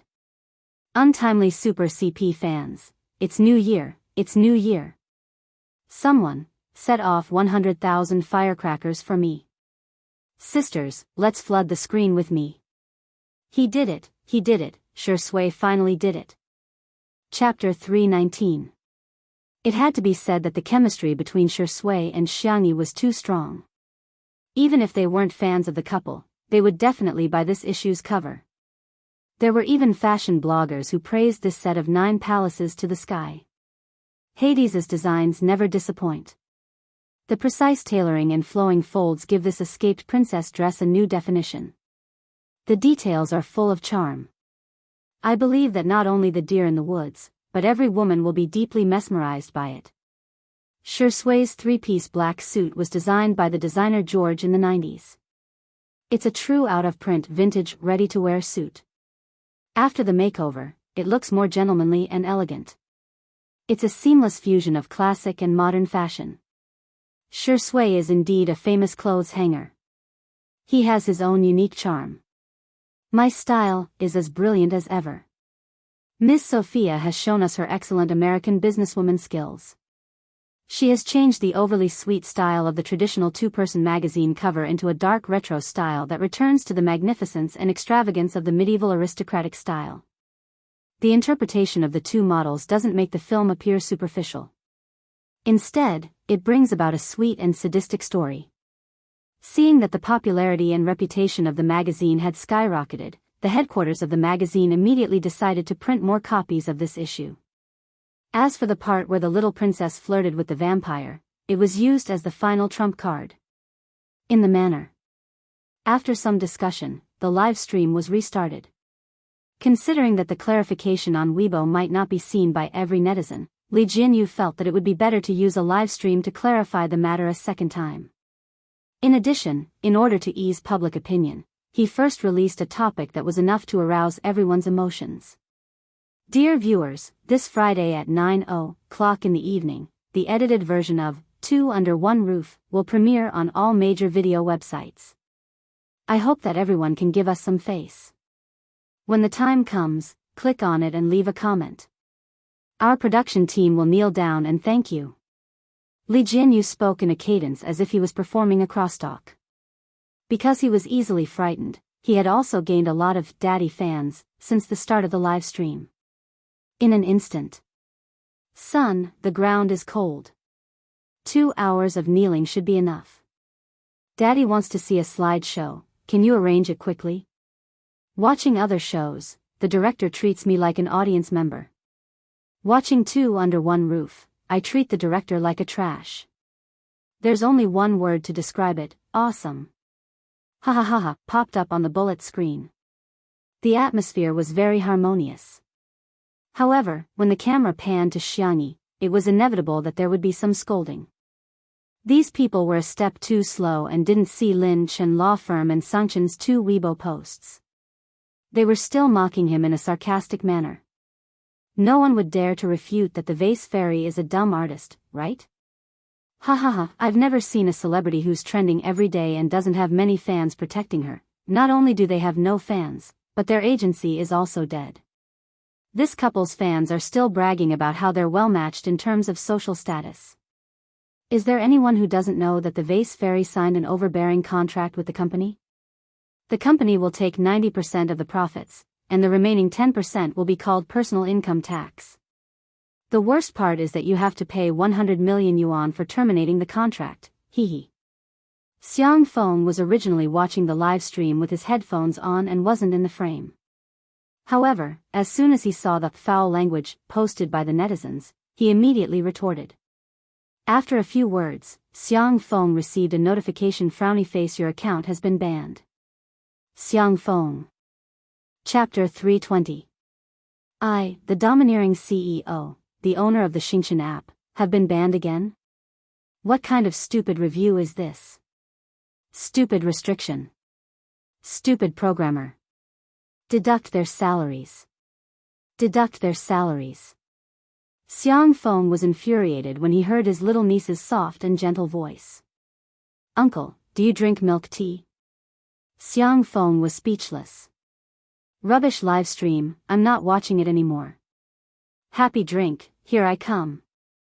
After Xiangyi adjusted her mood, she began to prepare the milk tea. The Xiang family had a sweet taste, especially her uncle, who loved sweets the most. Xiangyi had prepared all kinds of ingredients in advance. After the live stream began, she simply boiled the milk tea in a small pot and explained the process while cooking. Shui and Sangchen remained silent most of the time, occasionally speaking up to support her. The girl's tone was gentle and her movements were also unhurried, which was pleasing to the eye. First, she boiled the black tea until it was bright orange-red. Then, she poured it into a container prepared by the side and filtered the tea leaves. Then, she boiled the milk until it was warm and melted a few pieces of rock sugar. Xiangyi stirred and said, my brother and Shui don't like things that are too sweet, so the milk tea I made isn't very sweet. The ingredients are a bit sweeter, so if you want to have a sweet taste, you can add more ingredients. In Two Under One Roof, Xiangyi's presence was actually very insignificant apart from her cooking. She always seemed aloof from worldly affairs. She wouldn't steal the limelight, nor would she compete with the guests for anything. However, such a personality was both good and bad. Without a presence, it often gave people the impression that she was easy to bully. This was also one of the reasons why so many anti-fans were unscrupulously criticizing her. Many netizens suddenly realized that Xiangyi seemed to have spoken the most tonight while cooking the milk tea. This also allowed more people to recognize her. Just listening to her speak made them feel inexplicably healed. Li Jianyu promptly cued her. Sister E, some viewers are asking if you bought the ingredients or made them yourself. These? Xiangyi raised her hand and pointed at the ingredients section. She had prepared a sumptuous meal, including pudding, taro balls, mashed taro, roasted immortal grass, red beans, oats, purple rice. Of course, there was also the soul of milk tea, pearls. I just did it casually. The method is actually very simple. Take pearls for example. Boil brown sugar and water, pour it into tapioca starch, and stir it into a ball like kneading dough. Then, roll it into a small ball and cook it slowly. The method of making taro balls is to steam sweet potatoes until they are cooked, press them into a paste, and then add an appropriate amount of sweet potato powder. The netizens in the live stream, I've already recorded it. I want to cook it too. My brain can learn as soon as it's learned, my hands can't do as soon as it's done. Boo-hoo, Xiangyi is actually so gentle. I like listening to her speak so much, it's so comfortable. Pretty sister, please turn on your mic more in the future. I like it even if you tell me the recipe. Li Jinyu sighed with emotion as he watched Xiangyi introduce the milk tea snacks to the audience, and the audience's favorable impression of her increased. Live streaming was a double-edged sword. Some people gained countless fans after live streaming, while others lost their fans after live streaming. Perhaps, he had been wrong all along. He had thought that Xiangyi would be low-key so as not to attract hate. But now, it seemed that letting her express herself naturally was far better than any other method to attract fans. Ding dong, the electric cooker's timer sounded. The milk and black tea were mixed and boiled to about 80 degrees before stopping. Xiangyi first filled a cup for her little uncle. Xiang Feng hurriedly stuffed it into Sangchen's hands like a hot potato. Little Chen Chen, you drink first. No wonder he was the number one lackey in the Xiang family. Chapter 321. Sangchen took it with a straight face and took a sip. The aroma of the tea was refreshing and rich in milk. It had a smooth and refreshing texture. The sweetness was just right for him. Although Sangchen didn't say anything, he silently took 2 more sips. The netizens. It must be delicious. Xiang Yi's fans even typed with tears in their eyes. I didn't expect that one day, I would not only crave Xiang Yi's body but also his milk tea. Xiang Feng was given the second cup and excitedly added a bunch of condiments. He didn't even use a straw and simply gulped it down. Pearl taro pudding, sweetness plus. It feels so good. He looked at Shi Sui provocatively, thinking to himself, finally, there's someone behind me. My little niece scooped it for me first. In the next second, Shi Sui smiled slightly and raised his hand to add some condiments for himself. However, his hands suddenly trembled and the spoon fell into the bowl. There was a look of helplessness in his dark eyes. Xiangyi hurriedly said, I'll add some for you, what do you want? Thank you, Sister Yi. Shi Sui looked at her innocently and gratefully. 2 spoonfuls of taro pudding, thank you. Xiangyi added 2 spoonfuls of taro pudding for him and even placed a straw in it. She then carefully handed it to Shi Sui. She almost fed it to him herself. Xiang Feng's eyes widened as if he had been struck by lightning. In the live stream, ha, who is this silly man? Why is he so funny? I seem to have heard Xiangyi call him uncle before. He should be a relative. I don't believe it. Xiang Yi and Chen Chen are obviously not on the same level as him. How can they be family? The netizens' disdain for Xiang Feng was almost overflowing. On Weibo, Tomato Entertainment's latest comment received tens of thousands of scoldings. In fact, it wasn't that Xiangyi didn't have any fans, but her fans were kind enough to criticize Tomato Entertainment instead of arguing with the haters. Even Qin Wanyan had a manager to defend her. No matter how bad the public relations effect was, at least her fans wouldn't be disappointed. But what about Tomato Entertainment? The company pretended to be dead. Their last post was a Weibo post about C7's new album being released on the music platform 2 weeks ago. Xiangyi's fans were completely enraged. Trash company, all you know is to make money. Daily question, did Tomato Entertainment go bankrupt today? What kind of agency are you? Is the PR department dead? Just as the scolding reached its peak, Xiangyi's manager, Ah Nan, suddenly posted on Weibo. Little Ah Nan v. Everyone, stop scolding, the dog company is going to be a human soon. When the fans saw that he was still standing by the company, they were furious. I think you don't want to be a human anymore, as Xiangyi's manager, what have you done?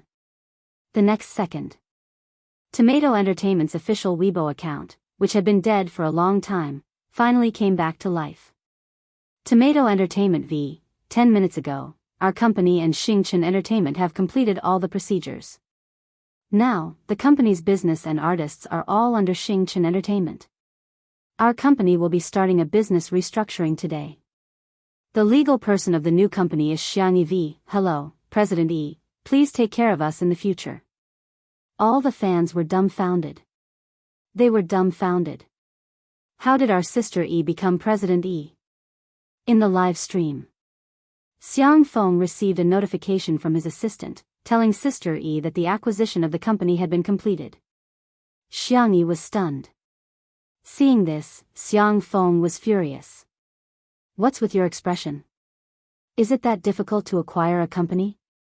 Your uncle is a domineering CEO. Chapter 322. Uncle, you've acquired my management company? The girl snapped back to reality and looked at Xiang Feng in disbelief. Xiang Chen glanced at him. She couldn't be bothered to diss him for being so inefficient. Xiang Feng put his hands on his hips and said arrogantly, I've also registered your name as the legal representative. From now on, you'll be your own boss. In the live stream, some netizens stubbornly refused to believe it and ridiculed, I'm dying of laughter. Do you know how much it costs to acquire a company? Tomato Entertainment may be a small company, but it's worth at least a few billion yuan. How can you buy it just like that? You're bragging to the heavens. The netizens who had already learned about the new drama on Weibo retorted, You're not convinced? Keep it to yourself. Our sister Yi is fair, rich, and beautiful. She has her brother to protect her and her uncle to dote on her.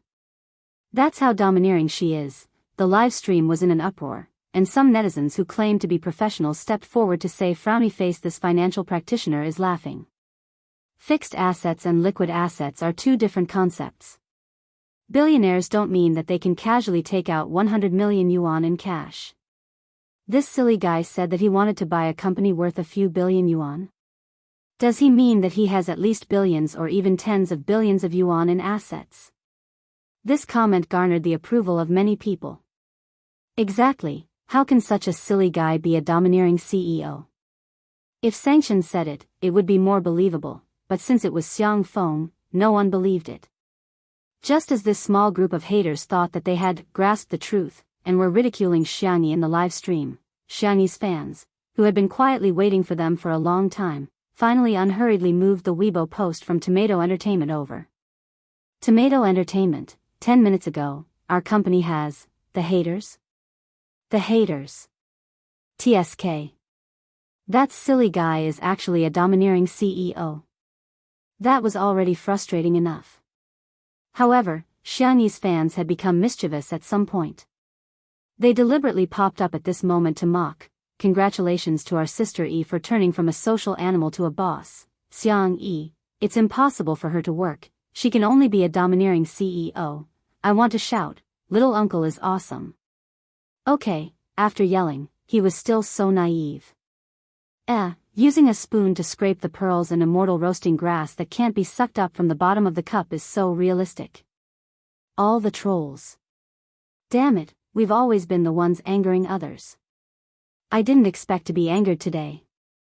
On the sofa, Shi Sui, who had been sitting beside Xiangyi and drinking milk tea obediently, suddenly asked, Sister Yi, are you going to work hard to sign artists and start your career in the future? Everyone knew that Shi Sui's contract with Xingchen Entertainment was about to expire. Xiang Feng was confused. You're trying to jump ship right in front of me, the overbearing CEO? Xiangyi was a little embarrassed. I don't think anyone wants to sign with my company. She knew a little about management and had practiced in the world of transmigration. However, it wasn't easy to sign an outstanding artist. The trolls caught their breath and typed angrily, at least you have some self-awareness. At this moment, the sound of an argument suddenly came from outside the living room. We came first, we want to see sister first. Ha, I won't let you. You can choose whether you want to fight one-on-one or gang up on her. The live stream, Why do I feel like it's Chen and Zai from C7? Isn't the C7 boy group a ready-made artist? All the trolls, pfft, I'm so angry. Chapter 323. Xiangyi's eyelashes fluttered as she stood up. We have guests, I'll go take a look. The cameraman followed closely behind her. The girl opened the door, and the cameraman happened to capture the scene outside.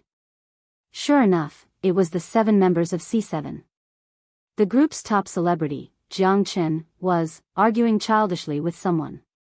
Standing opposite him was the ruffian from Mingxi Boys High School a few days ago, Rong Huai. Can't you be reasonable? Jiang Chen clenched his fists in anger. Rong Huai still had a crew cut, and he shook his legs arrogantly. I already said that you can choose whether it's a one-on-one or a group fight. I'm not even afraid, so what are you afraid of? Trash. Before he could say the word trash, he noticed Xiangyi smiling behind the door and changed his words. Spicy chicken tastes good. Jiang Chen, do you have? Are you crazy? His captain, Shen Xiai, blocked his words with his hand. Shen Xiai was the standard pretty boy, and he flashed a clean smile at Xiangyi. Hello, sister. Ahem, Jiang Chen wanted to say, do you have any Sichuan restaurants to recommend? Jiang Chen's ears turned red. He didn't expect his sister to see him arguing with someone. Boo-hoo, he would definitely be hated. Rong Huai was also a little uncomfortable. He whistled and pretended to be calm, but his eyes kept sneaking glances at Xiangyi, revealing a guilty conscience. Unexpectedly, when Xiangyi opened her mouth, her tone was still gentle and soft. I made milk tea, do you want to drink it? Rong Huai was the first to speak. Yes, yes, yes. C7, me too. The two sides exchanged glances, and their swords were drawn. Xiangyi said helplessly, everyone has a share. Come in first. Rong Huai was tall, strong, and experienced in fighting. He pushed Jiang Chen and the others aside and was the first to enter the living room. C7. We were too careless. He actually beat us to it. However, even if we can't beat this troublesome brat, can we not beat our own members? Thus, the 7 of them squeezed together at the door to see who would enter first. If not for Xiangyi coming over to persuade them, they would probably have fought. It could be said that this group of souls were like plastic. Because there were too many people, the sofa could not accommodate all of them, so the younger brothers all sat on the floor. Sitting on the sofa, Xiang Feng, Sengchen, and Xiang Feng looked down at everyone. Xiang Feng was envious. If I were 10 years younger, my skin would be as good. Sengchen, heh. Shi Sui chuckled. Humph, do you two think you're any better? You're still an old man who's nearing his 30s like me. Sengchen, Shi Sui, the whole living room was shrouded in a gloomy atmosphere. The younger brothers were shivering. Even Rong Huai moved closer to Jiang Chen. Jiang Chen wanted to protest, but Rong Huai gave him a stare. What are you looking at? If you keep looking, I'll beat you up. He was so fierce. However, when they huddled together, they didn't seem to be that scared anymore. This was probably the legendary huddling together to keep warm. Milk tea is ready. Add whatever you want. Xiangyi poured a cup for each of them. The hot milk tea seemed to have the power to bewitch people. The netizens in the stream wanted to cry but had no tears. Orders for milk tea on all major takeout platforms have skyrocketed. Everyone, please pay the advertising fee to Sister E. Thank you. Little vase, stop it. Fatty Roa and I were already 2 people before watching the stream. Heh, trash streamer. You only know how to cook milk tea every day. Can't you create a couple? Ahem, an untimely and beautiful couple. Want to know more? Chapter 324. The fans secretly extended their little fingers to test the waters. Ignorant netizens, huh? Untimely. Let's search to see what's going on. Then, we accidentally fell into the trap. The main character is the one who started the love line. If you don't, you're not a surfer. In the living room, Rong Hui was like a little tyrant as he went up to grab 2 cups of milk tea. He was the kind of hooligan who wouldn't drink if he didn't. Jiang Chen protested softly, "That's not right." Sister poured a cup for each of us. Then, Rong Hui smiled sinisterly and flexed his muscles. "Are you asking for a beating?" Jiang Chen was speechless. #pretend nothing happened and pretend to be a good boy who didn't like milk tea. The next second, Rong Hui's forehead was knocked. He hissed and raised his head fiercely, like a frivolous and wild wolf puppy. He met Xiangyi's calm and gentle gaze. He rubbed his forehead aggrievedly. "Why did you hit me?" Xiangyi said, "1 cup for each of us. You can give the extra cup to brother Jiang Chen." Rong Hui seemed to have heard a joke. "Him? You want me to call him brother?" It had always been others who called him brother, okay? Xiangyi sat cross-legged on the ground, resting her chin on her hands and looking at him quietly. His eyes met hers. 1 second, 2 seconds, in the 3rd second, Rong Hui couldn't take it anymore and looked away, his ears turning red. *CK. This woman isn't reserved at all. How could she stare at him so intently? Even he was embarrassed by his stare. He reluctantly pushed a cup of milk tea to Jiang Chen. Jiang Chen was speechless. Sob, sob, sob, big sister is so nice and gentle. He took a sip. The hot milk tea warmed his stomach and warmed his heart. It was slightly sweet and had a light tea fragrance. It was a perfect match with red beans and oats, however, it must be very high in calories. He definitely couldn't drink too much. He took a sip. Should I have a little more? By the time Jiang Chen came to his senses, he had already finished the cup of milk tea. The young man hit his head in frustration. Rong Hui sneered. "You've already drunk it, what's there to regret? Didn't you get any joy from my milk tea?" Jiang Chen was in a daze, pondering Rong Hui's words. That's right. Big sister's cooking had this kind of magical power that made people feel warm and happy. Wasn't this the true essence of tasting food? Jiang Chen felt enlightened. "Younger brother, you are really a philosopher. A thinker. His words are too profound and too reasonable." Rong Hui thought, "I'm afraid he's a fool." "Here, add some more taro balls for me," Rong Hui ordered him casually. Jiang Chen followed his order obediently. The two of them had completely forgotten that they were still streaming. Little did they know that their interaction did not escape the sharp eyes of the netizens. "Ah, top traffic ex-arrogant young man, so sweet, so sweet. I'm sorry, although this couple is a cult, I can't help but stand there for a second. Zai Chen's aloofness is just a persona, but his true self is the naive and sweet one. Ha ha ha, he's being bullied by Rong Hui's younger brother." After chatting for a while, Xiangyi asked about the purpose of her brother's visit. Rong Hui cleared his throat. Jiang Chen had added a little too many taro balls for him just now, so his throat was sticky. "I plan to take the arts exam and enroll in the film academy. I heard that you've started a company. Can I work there?" As if he was afraid that Xiangyi would reject him, his eyes lit up. "Sign me up. I won't let you regret it." Chapter 325. Although the young man spoke a little hurriedly, she could feel his firm conviction in his tone. He really trusted Xiangyi. Even though she knew that it was childish, she still couldn't help but be influenced by his passion. Xiangyi adjusted her sitting posture and sat upright. She did not look down on Rong Hui because of his young age. Instead, she said, "Rong Hui, I'm very happy that you have a new study plan. However, signing a contract with a management company is not a trivial matter. I hope you can seriously consider it for a while." Rong Hui panicked. "Hey, do you despise me?" Xiangyi said gently, "No, I'm just standing from an objective point of view. You're still underage and legally, she looked at her brother for help. Sangshan crossed his long legs and said indifferently, a person without civil capacity usually refers to a minor under the age of 8 or a minor who can recognize his own behavior. Ronghui gritted his teeth and stared at Xiangyi with his dark eyes.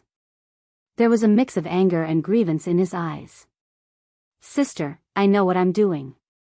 He pulled out a crumpled piece of paper from his pocket, which seemed to have been torn from a notebook.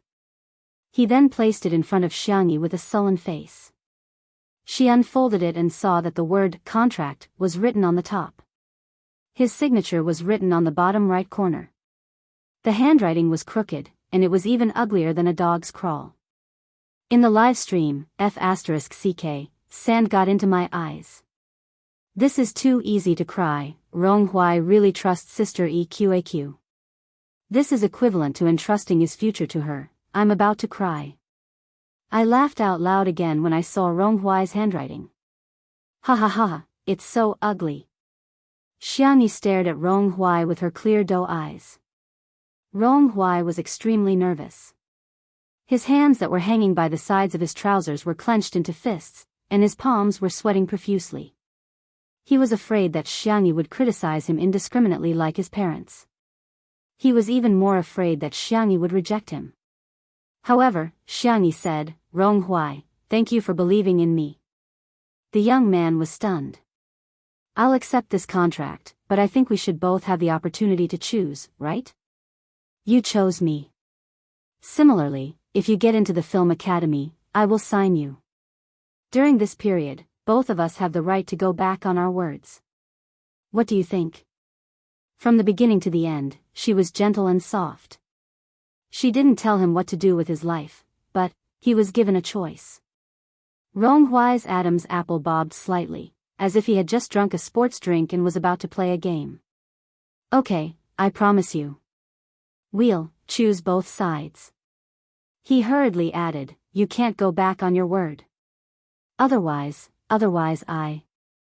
Ronghui thought for a long while, but he still couldn't think of any powerful threats. He laid his eyes on Jiang Chen and strangled him from behind. I'll beat him up. Jiang Chen, who had been innocently implicated, was speechless. Xiangyi was amused by him. You're too shameless. The live stream was also filled with ha ha ha. Hostage, Jiang Chen raised his hand, indicating that he was going to speak. Ronghui loosened his grip a little. Jiang Chen said, elder sister. I've signed with Tomato Entertainment for 5 years. Do you want to sign with me for a few more years? Shen Xiai said, 5 years is nothing. Elder sister, my contract is very long. I've signed for 10 years. The other said. Elder sister, renew my contract. I'm cheaper. I can do it too, elder sister. Pick me, pick me. The netizens were speechless. What? Little brothers, is there anyone who would fight to sign a slave contract like you? Chapter 326. Xiangyi felt like laughing. These kids were really, she couldn't turn them down. There's no rush to renew the contract, but I promise to hire professionals to help you plan your career path. The C7 boys nodded repeatedly. Jiang Chen nudged Ronghui with his shoulder, unable to hide his smugness. We're pretty much guaranteed jobs in Sister's company. Keep it up, brother. If you can't get into the film academy, Sister won't sign you. Ronghui gritted his teeth. Are you asking for a beating? Xiangyi, kids, don't fight. Li Jianyu, Huawei, watch your words. Be careful not to get our live stream banned. Ronghui. How infuriating, but he still had to pretend to be obedient in front of Sister. The netizens in the live stream were filled with emotions. I've seen people fighting to terminate their contracts, but I've never seen people fighting to renew their contracts. They were obviously tricked into signing the contract by the company, but now they're bragging about it. The boys are so cute and pitiful. I'm tearing up. I've always felt bad for the boys signing with this unscrupulous company, but now I see a glimmer of hope. I hope Xiangyi doesn't let them down. Someone else got the main point. Ha ha ha, look at Shui's expression, isn't it a little subtle? Countless eyes were focused on Shui's face on the screen. The man leaned lazily on the sofa, his gold-rimmed glasses resting on the bridge of his nose. His eyebrows were lowered, and his long eyelashes cast a faint shadow on his fair skin. Xiangyi inexplicably felt a chill on the back of her neck. She turned around and met Shui's gaze. She was puzzled. Huh? Shui said faintly, does Sister Yi hate me? Xiangyi was dumbfounded. No, then why didn't you sign me, you? Sister Yi, do you think I'm too expensive? Then I can make it cheaper. Shui's voice was deep, and after deliberately lowering it, it sounded a little hoarse. Or does Sister Yi think I can't work for you if you sign me? His tone was weak, helpless, and pitiful. Those who heard it were heartbroken and those who heard it shed tears. The girl was at a loss. That's not what I meant. I thought you were joking. After all, Shui was signed by his uncle's company. Moreover, his uncle was very kind to him and opened a personal studio for him. The basic work was up to his mood. In other words, Shui was now no different from a free man. Why would a normal person be willing to sign with another company and put shackles on themselves? It was illogical. The netizens in the live stream were shocked. F***CK. Was I hallucinating? Shuringdi is actually begging to work? Si Chuanbai, great manager Si, do you know that your artist is lovesick? Domineering female CEO X best actor of the entertainment industry. Sisters, I can do it again. It's fine if the younger brothers are fighting to sign the contract, but Shuringdi, he's basically selling his looks, his skills, and his body. Shui pushed up his glasses and looked at Xiangyi with his deep eyes. He sounded a little aggrieved. I'm not joking with you. Xiang Feng said weakly, Shui, I'm your boss. Hey, did you hear me? I'm your boss. Xiangyi said in a daze, then, sign it. Anyway, one more person wouldn't make much of a difference. Xiang Feng's world collapsed. Little Xiangyi, he jumped ship in front of me, and you're trying to poach him in front of me. Do you still have any respect for me? Chapter 327. Shui crossed her arms. Are you a black-hearted boss? Xiang Feng subconsciously denied, of course not. Then what's the problem with employees moving freely? Shui looked at Sanction and blinked. Or is it that the law forbids employees from jumping ship? Sanction, although he hated this dog of a man, he still owed him a favor just now. Sanction said expressionlessly, there's no such rule in the labor law. Shui shrugged and spread her hands. So what's wrong with me jumping ship to Sister Yi's company? Xiang Feng was confused and his eyes were in a trance. The netizens in the live stream, ha ha ha ha, there's nothing wrong with that. Keep the goodies within the family, we're all family. Dog head, family is a wonderful description. Is it Xiangyi and Xiang Feng's family, or is it Shui and Xiangyi's family? Hee hee. Ahaha, why can you send a voice message? I can hear your demonic laughter just by looking at the text. Until the end of the live stream, countless netizens were still discussing it with relish. There were also many posts on the Melon forum, and some netizens had taken a screenshot of Xiangyi's photo and photoshopped it with a peach blossom pattern. Title of the post, Let's all freeload off Xiang Yi's luck with the opposite sex. Text of the post, first of all, I was a fan of Sister Yi's looks when I first watched the live stream, but now I'm a genuine fan of hers. After some statistics, Sister Yi is really attractive, not derogatory. First, it was the cute little brother Yan Nai, then the boys from Mingxi Boys High School. I strongly pick Rong Huai. The high school boys are so cute. Go. There were also Jiang Chen's children from C7, as well as Shuringdi, who was almost 30 years old. In terms of looks, Sister Yi is a great beauty, but the wonderful thing is that her eyebrows are youthful, round, and not aggressive. Simply put, she has the kind of looks that are popular with elders. Both boys and girls will feel comfortable looking at her. Of course, Sister Yi's personality is also very good. Her gentle womanly charm both men and women. However, I think the most important point is that Sister Yi is the reincarnation of a peach blossom spirit. That's why she has such good luck with the opposite sex. I'll post it when I find a boyfriend. Because the post was so silly, it was soon pushed. What the hell? Superstition? Upstairs, what do you know? This is called seeking spiritual sustenance from theology. I'm peach blossom spirit. You're a fake fan. Peach blossom deity was more like it. The peach blossoms were bright and dazzling. With her husband. In short, this post was inexplicably popular, and at one point, it was pushed to the top 3 most popular areas of the Melon Forum. Before Xiangyi went to bed, she received a WeChat message from Ah Nan. Ah Nan, how Nan, suck.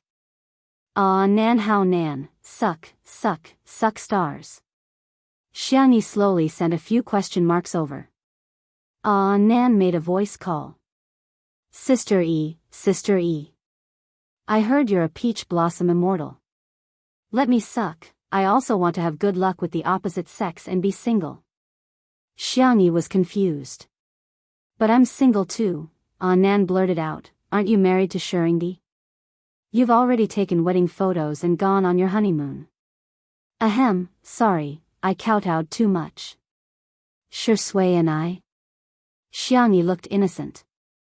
There's nothing between the two of us. Before she finished speaking, there was a knock on her bedroom door. A gentle but seductive voice slowly sounded. Sister E, are you asleep? Chapter 328. On the other end of the screen, Ah Nan. He was suddenly excited. He lowered his voice and covered his mouth as he laughed. Oh, it's really nothing for me to come looking for you in the middle of the night, Xiangyi. It's not what you think. Okay, no need to say anything, I understand. Ah Nan gestured. Darling, don't worry, I'll support you no matter what you do. Do your best and defile Shuringdi. Okay. Slap.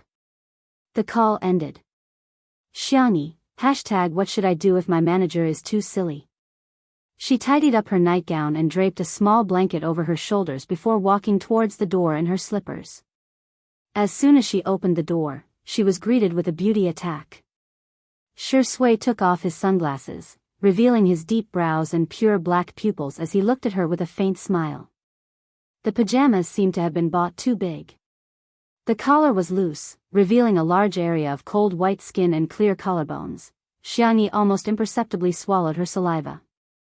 The girl hadn't realized that her feelings for Shui were different from her feelings for her brother. It's so late, what's the matter? Xiangyi asked. Shui, let's go pick up Xiao Naofu together tomorrow? It must be homesick. Xiangyi, okay, I was planning to go tomorrow anyway. Oh, suddenly, a bony hand covered the top of her head, the movements gentle and delicate. There's a feather on it. As an older brother, helping his sister twist a feather didn't seem like a big deal. Maybe it's from the pillow. Xiangyi forced herself to remain calm. After waiting for a few seconds, Shui still didn't look like he was done. She couldn't help but ask, are you done? Yeah. Shui retracted his hand, his voice low and mellow.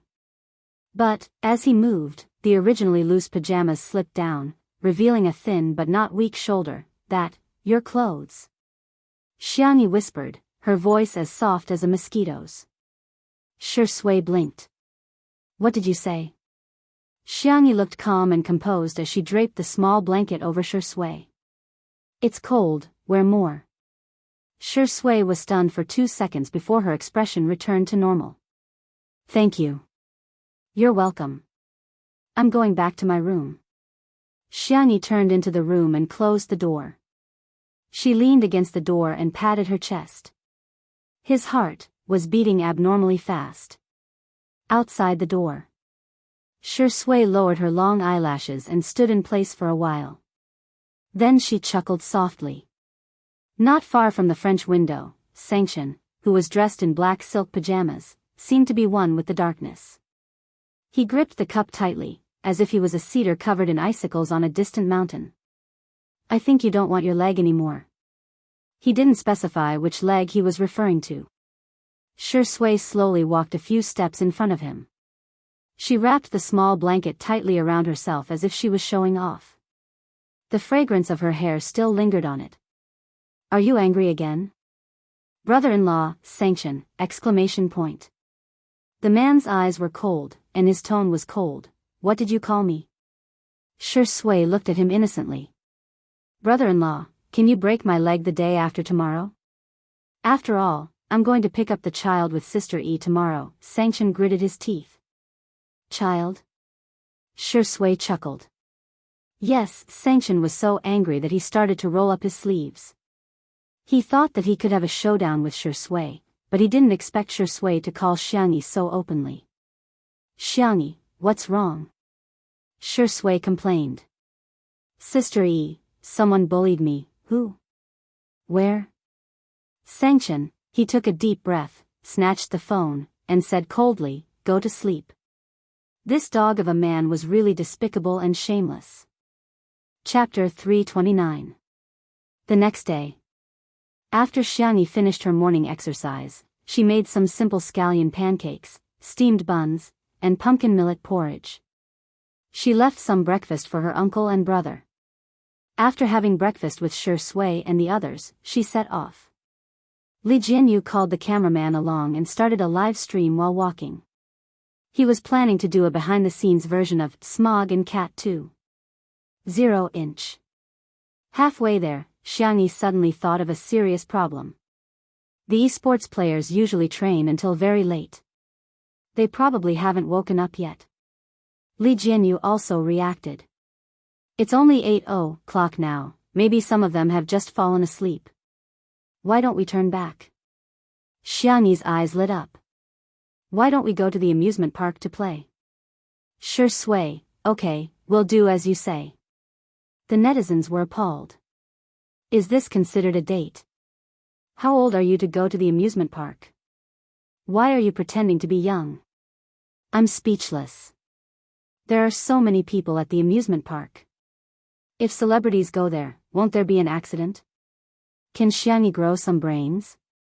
Li Jianyu was a little tempted, but considering the safety issue, he could only say regretfully, forget it, we didn't contact the amusement park in advance to clear the area.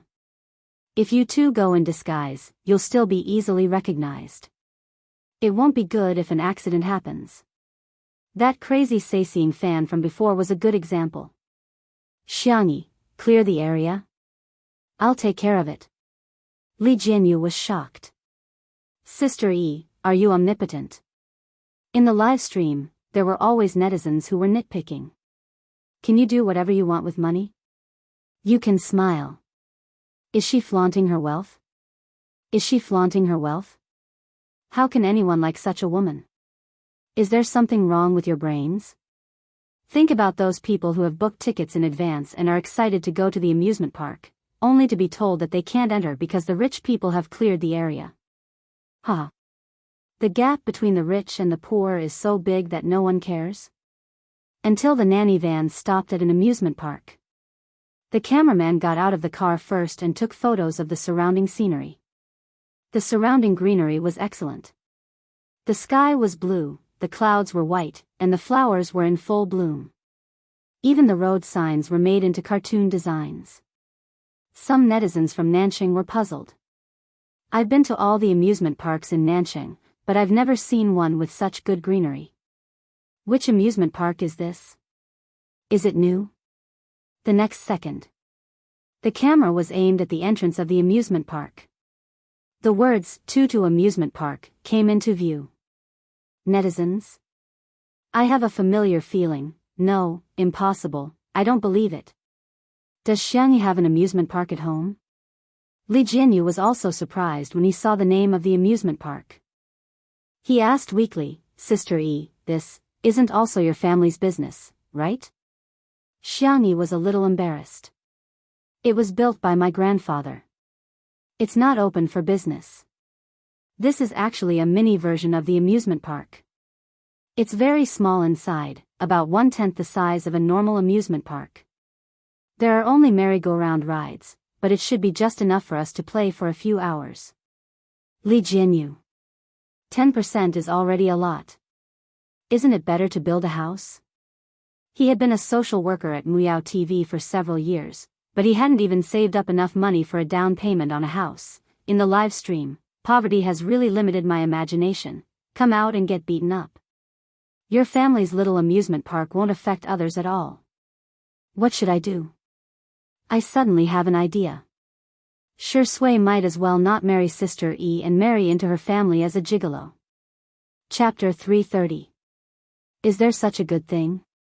Shui, get out of the way. Let me do it. Sister E, let's discuss this. Don't be so rigid about gender, okay? Look at you people, do you even have any integrity? All you know is to marry into the family. Mom. I'm your child that you've lost for over 20 years. Ha ha ha, you're making me laugh to death. Sister E is only 20 years old, how can she give birth to a child in your 20s? The silly netizens were having so much fun with the jokes that they drowned out the haters' comments. The procedure to enter the garden was very simple, they had to scan their faces. There were only a few staff members, but their service was very good. Xiangyi and Shui went in first. Li Jianyu said in all seriousness, isn't this something only children play? Old Zhang, let's shoot properly later and try to make it feel like an idol drama. The netizens commented, Director Li, you must be a fan. How can you conspire loudly? The cameraman, Old Zhang, nodded. Yes, that's for sure. I'm already in my 40s, why would I play this? A few minutes later. Li Jianyu sat on the merry-go-round and laughed like a fool. Ha ha ha, this thing is quite fun. Oh, let's go higher, let's go higher. Little brother, can you double the speed? The staff member had a Mona Lisa smile on his face. Sure. Li Jianyu said, Old Zhang, come on. Hurry up and come with me. A merry-go-round that's twice the speed is one of a lifetime. If you miss it, you'll have to wait until your next life. Old Zhang was tempted. Then, I'll play 2 rounds with you. Hence, the manual position became a fixed position. The netizens in the live stream were laughing like crazy. Director Li, Old Zhang, so fragrant. You two, wake up. We want to watch Sister E and Shui go on a date. Why did the idol drama turn into a country romance? Why am I laughing so hard in front of the screen? Variety shows required a sense of variety. Most people watched the live stream to pass the time and have some fun. Li Jianyu and Old Zhang's casual self-indulgence, which made them even more hilarious. This scene would also become one of the textbook scenes of variety shows in the future. On the other side, the theme of the entire amusement park was rabbits. There were cute big rabbits, small rabbits, white rabbits, and gray rabbits everywhere. Most of the amusement facilities were also related to rabbits. Xiangyi was playing a game of Hit the Rabbit. She had liked to play this game since she was young. The feeling of smashing rabbits with a carrot hammer was especially stress-relieving. Shui, on the other hand, was interested in the cotton candy being sold at the side. He stared straight at it, and the young lady in charge of selling the cotton candy blushed under his stare. Well, do you want some? I'll give you one. Shui thanked her with a smile and waved at her. However, after Xiangyi finished playing with the rabbit, she felt her sleeve being gently tugged. She looked up and saw Shui's wet eyes. She looked pitiful. Xiangyi's tone was like coaxing a cub. What do you want? I'll buy them all for you. I have money. Putting everything else aside, if the annual income of Tudu's farm was made public, it would be enough to make people gasp in amazement. Not to mention, Xiangyi also had the supplementary cards of the entire Xiang family. Her grandfather had given her a building, her grandmother had given her a floor of a shop, her aunt had given her a small gemstone mine overseas, and so on. Although it would be a little difficult to cash them all out, it was more than enough to raise Shui. Shui pointed at the cotton candy not far away. Sister E, I want some, Xiangyi. Okay, I'll buy it. The young lady was stunned on the spot. Didn't she say that she didn't want to eat it just now? Chapter 331. Hello, I'd like a cotton candy. Xiang Yi's soft voice pulled her back to reality. As a staff member of Tutu Amusement Park, the young lady was well aware of who the amusement park was built for. Old Mr. and Mrs. Xiang doted on their granddaughter so much that the amusement park was named after Xiang Yi's alternate account. The maintenance of the venue and facilities alone required an unlimited amount of manpower and resources. The staff members were all students sponsored by the Xiang family. Not only were their jobs easy, but they could also supplement their family expenses. Miss Xiang, the cotton candy is free of charge. There are 2 colors, which one would you like? Xiang Yi tilted her head to look at Shui. He looked down and said with a faint smile, pink. Okay, please wait a moment. Soon, a huge pink fluffy cotton candy was handed to Xiang Yi. Xiang Yi handed it to Shui with a radiant smile. The tall man holding the cotton candy was clearly a strange scene, but the young lady felt a tinge of sweetness. These two are in love, aren't they? Aren't they? At the same time, a low-key and comfortable car stopped at the entrance of the amusement park. Xiang Yin got out of the car first. He was dressed fashionably in a floral shirt with oil paintings and beige trousers. Although his hair was white, he was hale and hearty. Xiang Yin opened the car door for his beloved wife out of habit. Madame Xiang was wearing a floral dress with an apricot-colored shawl. The color of her bag was also similar to Xiang Yin's tie. Old man, help me take a photo later. I want to post it on my WeChat moments and piss off Mrs. Zhou next door. As the group leader of the elderly plaza dance group, Mrs. Zhou was also the first to master the usage of WeChat, much to the envy of countless group members. Xiang Yin said in disdain, how childish. Madame Xiang humphed and said, why? Do you dislike me? Find another grave then, don't lie next to me in the future. Xiang Yin said. I'll take a photo, okay? He didn't even know how to use WeChat. Why didn't his family teach him? Of course, it was because his son was busy, his daughter was busy, his grandson was busy, and his granddaughter. He didn't have a granddaughter. This brat had angered her own grandmother so much that she fainted several times. There was no way he would admit that she was his granddaughter. Xiang Yi's grandfather, Madame Xiang, was not very good at surfing the internet, so she didn't know about Xiang Yi's live stream. Madame Xiang said, I heard from Feng Feng that little Tutu has become normal. Did you forget what Daoist Qin said? She was possessed by an evil spirit. Nonsense. Although Xiang Yin's grandfather was a traditional Chinese medicine practitioner who believed in the theory of yin and yang and the 5 elements to treat illnesses, he firmly refused to believe in ghosts and gods. Why are you mentioning her? You're affecting my mood. Let me tell you, old woman, Xiang Yin will never acknowledge her as my granddaughter. Madame Xiang sighed. When she thought of how Xiang Yi had done all kinds of evil deeds in the past year, she felt really suffocated. At first, she brought Xiang Yi back to the Xiang family's old mansion to recuperate, but she ended up causing a huge ruckus in the old mansion. The worst time was when she angered Xiang Yin so much that he was sent to the hospital and almost sent to the intensive care unit. Over time, no matter how passionate the 2 old men were, they became disheartened. Later on, Sanction made the decision to send her away, but Xiang Yi didn't take the initiative to contact them. Gradually, there was no news from her. To their surprise, when they entered the garden, the staff said respectfully, Old Master, Miss Xiang has brought her friends here to play. Xiang Yin frowned and asked, how many people? Are they men or women? The staff answered, 3 men. Xiang Yin's beard flared up and he hollered, this brat. Chapter 332. She's getting more and more outrageous. Previously, when she was in the Xiang family mansion, she was so obsessed with her online dating partner. Of course, Xiang Yi's grandfather, Madame Xiang, didn't know that Xiang Yi had more than one online dating partner at that time. Madame Xiang liked to be lively and lively. From time to time, there would be gatherings at home, and the guests were all her old friends.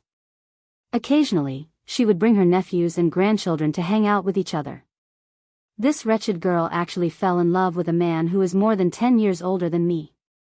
He's a generation older than me too. If it's really a match made in heaven, it's fine.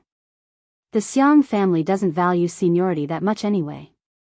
However, he's a notorious playboy. Xiang Yi insisted on marrying him and threw a tantrum for a long time before she stopped. Madame Xiang persuaded, "Why don't we go back?" Firstly, she was afraid that Xiang Yi would get so angry that he would fall ill when he saw Xiang Yi. Secondly, she was afraid that her little tutu would be reprimanded and beaten up. No matter how disobedient Xiang Yi was, she would still feel sorry for her. Although Xiang Yi's grandfather sounded stubborn, she was well aware that Xiang Yi doted on Xiang Yi the most among all the men in the family. The boys doted on her, but Xiang Yi doted on her.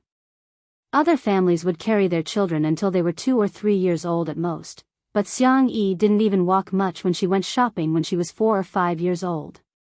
Xiang Yi was the one who carried her around. "I'm not going back. She should be the one avoiding me.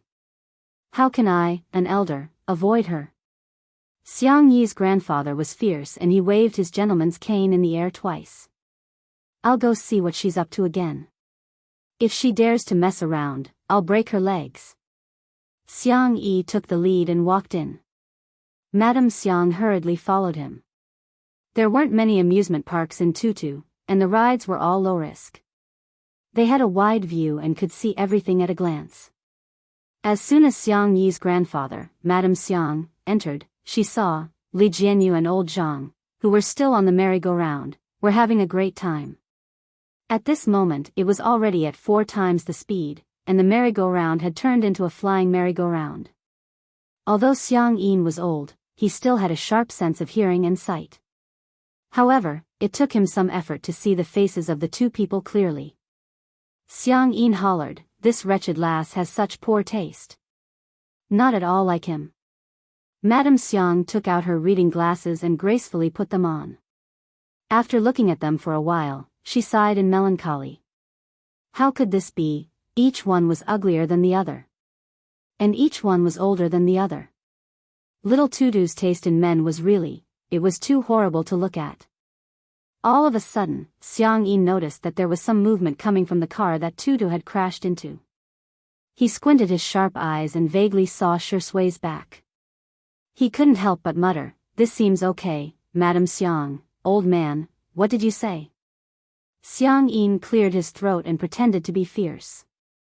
"I'll go see what kind of wretched man she's found." Madame Xiang was even more worried. "Is this guy even older?" The two walked past the tripod where the camera was fixed. Li Jianyu and old Zhang were immersed in the childish joy of men and didn't notice the two of them at all. However, the netizens watching the live stream had sharp eyes. "Wow! That pair of grandparents is so trendy. Ooh, Grandpa's tie and Grandma's bag are of the same color. Wait, didn't Sister E say that this amusement park is not open to the public? Could it be that they are her elders? Huh. Doesn't that mean our Shui is going to meet her parents?" Chapter 333. On the other side, Xiang Yi was happily playing with Shui. There were 2 long bunny ears on the front of the bumper car, which would droop down like a lop-eared rabbit when they collided with each other. Xiang Yi rarely went to the amusement park after junior high school.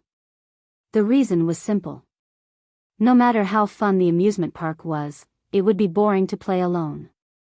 After her parents got into an accident, she couldn't get over it for a long time and studied at home in elementary school. After junior high school, she kept skipping grades and was busy with her studies. Hence, she didn't have much time to socialize. The few friends whom she was close to had completely cut off contact with them because of that person in the past year. She felt that Shui was really kind and mature. Yet, she was willing to play such a childish game with her. She skillfully turned the steering wheel and locked onto Shui's position before accelerating towards Tutu's car. Halfway through, an old man appeared out of nowhere. Xiang Yi hurriedly stepped on the brakes, but due to inertia, she hit her head against the steering wheel. When she looked up, there was a red patch on her fair forehead. It was painful to look at. Xiang Yin couldn't help but frown. Xiang Yi's eyes lit up when she saw him. Grandpa. Xiang Yin immediately said, "Don't call me grandpa. I'm not your grandpa. I don't have a granddaughter like you." His tone was cold and harsh, causing the light in Xiang Yi's eyes to dim. She lowered her eyelashes and adjusted her emotions for a few seconds before pressing the button to reverse the car. Tutu's car reversed a great distance, and the bunny ears on the front of the car had malfunctioned. They drooped down dejectedly and looked listless. Xiang Yin was speechless. "What? I told you not to call me grandpa and you're really not going to do it? You're finally obedient." Xiang Yin didn't expect that he would get angry when Xiang Yin was disobedient. Now that she was obedient, he got even angrier. Madame Xiang was a few steps slower. When she walked over, she discovered that Xiang Yi had reversed the car and left without saying a word. Seeing that Xiang Yin's forehead and eyes were red, old Mrs. Xiang's heart melted and she waved at her. "Your grandpa is scaring you, ignore him. Be good, Tutu, come to grandma." Xiang Yi hesitated, wondering if she should go over. Xiang Yin exclaimed, "Don't come over. I don't want to see you." Therefore, Little Rabbit backed the car further away. "Mr. Xiang, Madam Xiang." Shi Sui had alighted from the car at some point and greeted the two elders in a warm voice. Then, he began chatting with them naturally, and his manners were impeccable. After exchanging a few pleasantries, the topic turned back to Xiang Yi. Xiang Yi's grandfather said sarcastically, "She has the time to come to the amusement park with you but doesn't have the time to visit me at the old residence. I think she doesn't take me seriously at all." Shi Sui said apologetically, "Grandpa, you've misunderstood. It's not that Sister E doesn't want to go. It's because of work. We're here today to shoot some material." He glanced in the direction of the merry-go-round, his temples twitching. "That's our show's director and cameraman. They're doing a live broadcast." Just as he was about to explain what a live broadcast meant, he heard Madame Xiang say, "Live broadcast? I've heard of it before. Live broadcasts sell goods. It's like shopping on TV. I've seen Mrs. Zhou's grandson next door teach her how to shop." She was really envious because neither she nor Xiang Yi knew how to shop. Shi Sui smiled and asked, "Grandma, what do you want to buy? Do you want Sister E to come over and buy it for you?" Before Madame Xiang could answer, Xiang Yi interjected, "No need." Chapter 334. Madame Xiang retorted, "Do you know how to do it?" Xiang Yi said guiltily, I can learn." "You've already learned it several times," Madame Xiang said, exposing him mercilessly. Xiang Yi thought, "You're hurting my feelings, old woman." He retorted stubbornly, "Anyway, I don't want that wretched girl to teach me. I'm telling you, if she ignores me, I won't say a word to her either." Xiang Yi was full of energy and roaring loudly. Xiang Yi vaguely heard what he said and wanted to hide in a corner, but the car didn't move at all. She looked up and realized that Shi Sui had pressed the switch with her fair and slender fingers. "Where are you going to hide?" Shi Sui asked smilingly while looking down at her. Xiang Yi looked away and said, I'm not hiding." She just felt a little aggrieved. It was clearly not her fault, but she had to be scolded by her grandfather who used to dote on her the most. Shi Sui stared at her for a few seconds before leaning forward and squatting beside her. She said in a low and gentle voice, "Sister E, running away is useful, but it's not the best way to solve problems. If you don't want to face it, I'll leave with you. If you're willing to face it, I'll stay with you too. Grandpa and Grandma aren't that scary, are they?" His persuasive tone made Xiang Yi's heart waver. "Sister E, if you're scared, you don't have to hide so far away." Shi Sui smirked and continued, "Just hide behind me." She didn't know why, but inexplicably, Xiang Yi was a little touched. She felt that Shi Sui was so mature while she was so childish. She didn't deserve to be a fan anymore. "My grandpa is very painful when he beats people up." As a hot-tempered traditional Chinese medicine practitioner, Xiang Yin's grandpa would often say, I'll blow a swan at your grave, to his patients who refused to listen to his advice. He was also very ruthless when he beat people up, and Xiang Yin's uncle would often be beaten to tears. It's okay, I can take a beating. A few seconds later, Xiang Yi pursed her lips and said, okay then. I'll go see Grandpa. Xiang Yin rubbed her head gently. Sister Yi, you're so obedient. After Li Jianyu and old Zhang let go of themselves and reaped the joy, they finally remembered their original job. They hurriedly carried the camera and other live stream equipment to Xiang Yi. Coincidentally, he saw that Xiang Yi was driving Tutu's car and had Shui sit in the front passenger seat. Xiang Yi even reminded him to fasten his seatbelt. Although Tutu's car was a two-seater, Shui was tall and had long legs. After sitting in the car, the originally small space became even more cramped. Their arms seemed to be touching each other. The netizens in the live stream, ha ha ha, fastening the seatbelt is so cute, there are thousands of paths, but safety comes first. This car is so cute. He wanted it. I want it. The two of them drove to Xiang Yi's grandfather, Madame Xiang. Shui got out of the car while Xiang Yi was still hesitating. The man chuckled and opened the car door for her. He drew a half circle in the air with his hand, as if inviting a proud and elegant princess to dance. Princess Tutu, please get out of the car. Xiang Yi was speechless. She was a little embarrassed, but she was also a little happy to have a way out. She got out of the car and tugged at the hem of her clothes uncomfortably. She said softly, hello, Grandpa and Grandma. Xiang Yin was speechless. She's calling me Grandpa again. She's so obedient.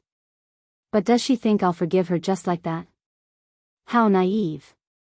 I'm the most difficult old man to coax in this world. My wife is the most difficult old woman to coax in this world. Don't even think about coaxing us.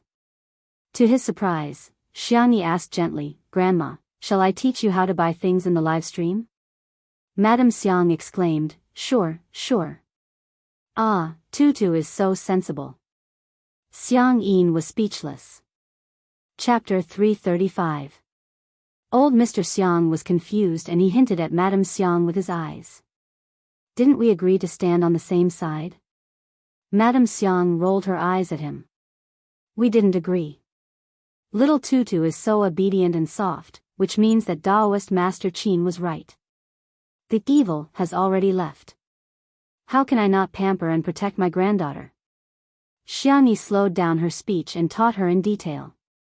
Grandma, take out your cell phone first, then click on this orange app and click on the search box at the top. Madame Xiang didn't manage to learn it after listening to it once. Xiang Yi impatiently taught her the second time. Finally, Madame Xiang learned how to search for the live stream and clicked on the live stream that was ranked number 1 in real time. Dear viewers, this rag absorbs water and it's excellent. There are also several colors to choose from. It's priced at 59.99 yuan in the supermarket and 19.99 yuan in our live stream for a super low discount. The first 10,000 people to bid for the treasure will be given an additional 100 milliliters of natural, pollution-free fruit and vegetable detergent. The live stream host shouted enthusiastically, and at the critical moment, she suddenly exclaimed, our live stream is limited to 50,000 copies. Dear viewers, 5 4 3 2 1, upload the link. Madame Xiang said anxiously, little Tutu, hurry up and buy it, otherwise, you won't be able to buy it. Xiang Yin was speechless. It's not like we don't have rag in our house. Besides, when have you ever done any housework? Madame Xiang barked, shut up. Xiang Yin said. Okay.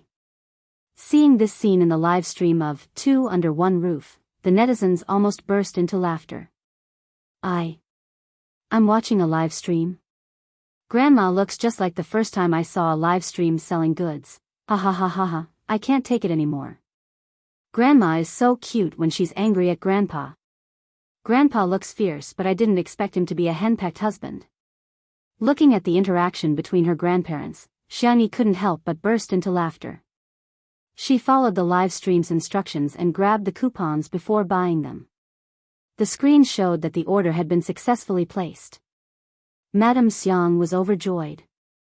Great, great. We've got it. Xiangyi said, Grandma, it's actually more than 50,000 was just a marketing tactic. Before he could finish his sentence, Shui patted him on the shoulder.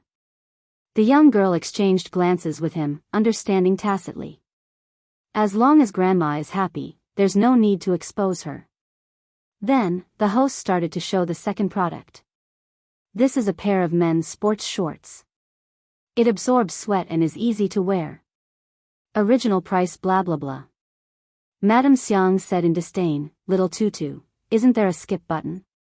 Xiangyi shook her head. However, Xiang Yin was a little anxious. He hollered at the screen, Why are you speaking so quickly?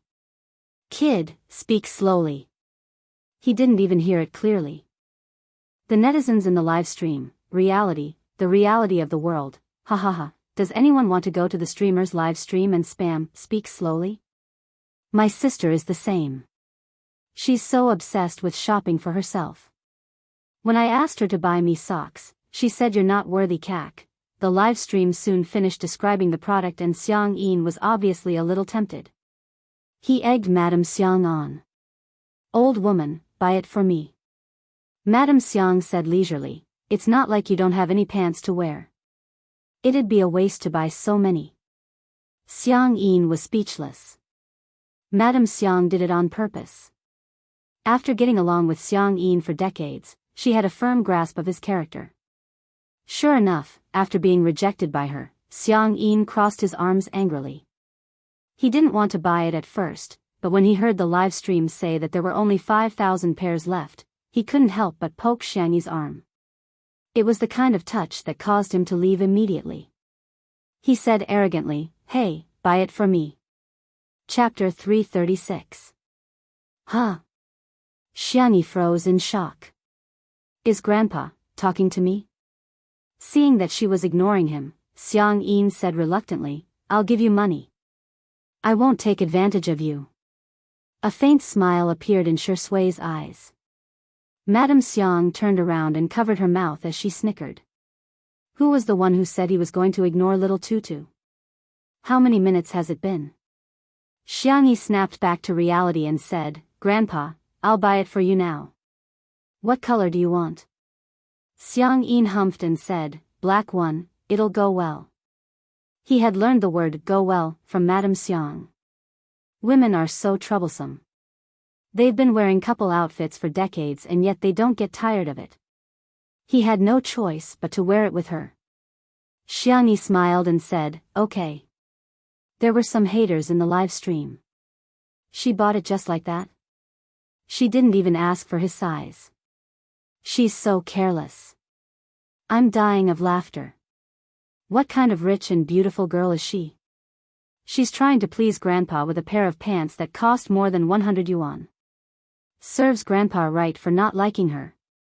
After all, boys are meant to carry on the family name while girls are meant to be outsiders sooner or later. In the next second, Xiangyi said, Grandpa, I remember that you wear XL. Can I buy XXL pants for this pair of pants? It'll be more comfortable if the sweatpants are looser. Xiang Yin muttered softly, At least you still have some conscience. Madame Xiang said smilingly, Little Tutu, let me test you. What size shoes do your grandpa and I wear? Xiangyi blurted out without hesitation, Grandma wears 36 and Grandpa wears 43. Our little Tutu has such a good memory. Madame Xiang couldn't help but praise her. You've been meticulous ever since you were young. You're much more considerate than your brothers. Your grandpa and grandma's little jacket while the rest of them are at most military coats. As for your uncle, TSK, he can't even be considered a pair of underpants. Pfft, sure enough, Xiang Yi's uncle was being despised every day. In the live stream. This time, no one indulged the haters and they immediately started retorting. Xiang Yin? Do you know that the Qing dynasty?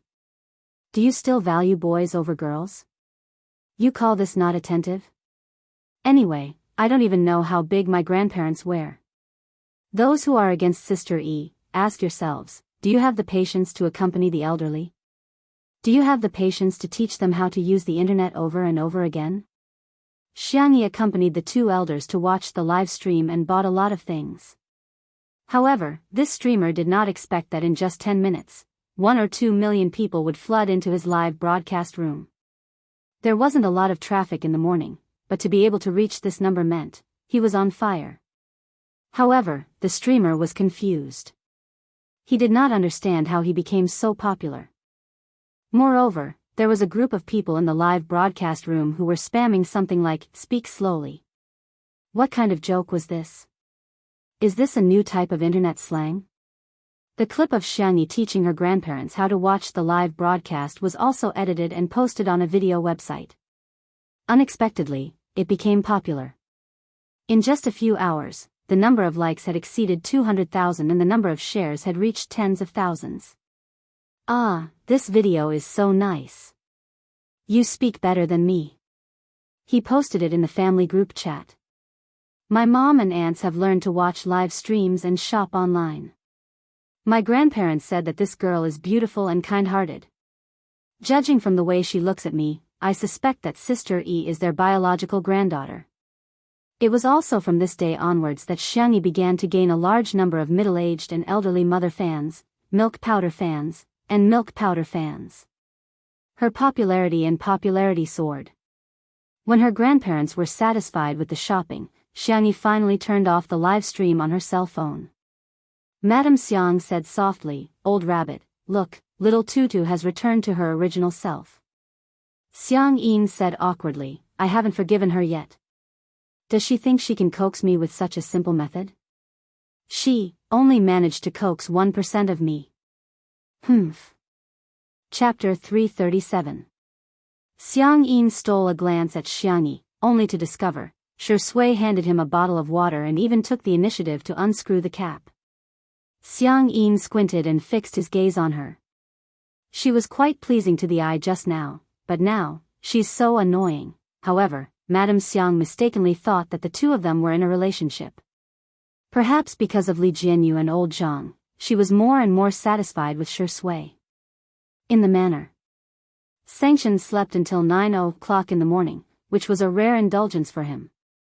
According to his habit, he read the financial headlines while drinking black coffee, and then glanced at the stock charts. Immediately afterwards, Sanction began to process his emails. Although he was on vacation, there were still some things that he had to take care of. Halfway through replying to the English email, his cell phone vibrated. He picked it up to take a look, only to see that it was a message from Guardian of the best Xiang Yi in the world. "Guardian, sorry to disturb you. I've sorted out the details of the case and sent them to you. Can I send the document to you directly on WeChat?" Sanction expressed assent. Soon, Guardian sent the document over. Sanction opened it and skimmed through it before carefully combing through it. The gist of it was that Guardian's good friend had graduated from college this year and she majored in chemistry. When she applied for a job, she came in first in the written test and interview. However, in the end, she was not hired and a man who ranked lower than her was hired instead. She called the HR department to inquire about it, but the reply she received was that the position was more suitable for men. Guardian's good friend was furious, but she had just graduated and didn't have the money to file a lawsuit. Guardian wanted to seek help from a public interest lawyer on Weibo, so she tried to post it. She didn't expect to receive a reply from Sanction. She was already very grateful. After learning that Sanction was Sister Yi's elder brother, she felt even more embarrassed because she felt that she had caused trouble for Sanction and indirectly for Sister Yi. "Guardian, is this lawsuit easy to fight? If it's a waste of time, forget it. My friend is looking for a new job." Guardian, pitiful. JPG. In the beginning, she and her good friend were indeed furious, but as time passed, they had no choice but to accept it. After all, there was too much inequality in this society.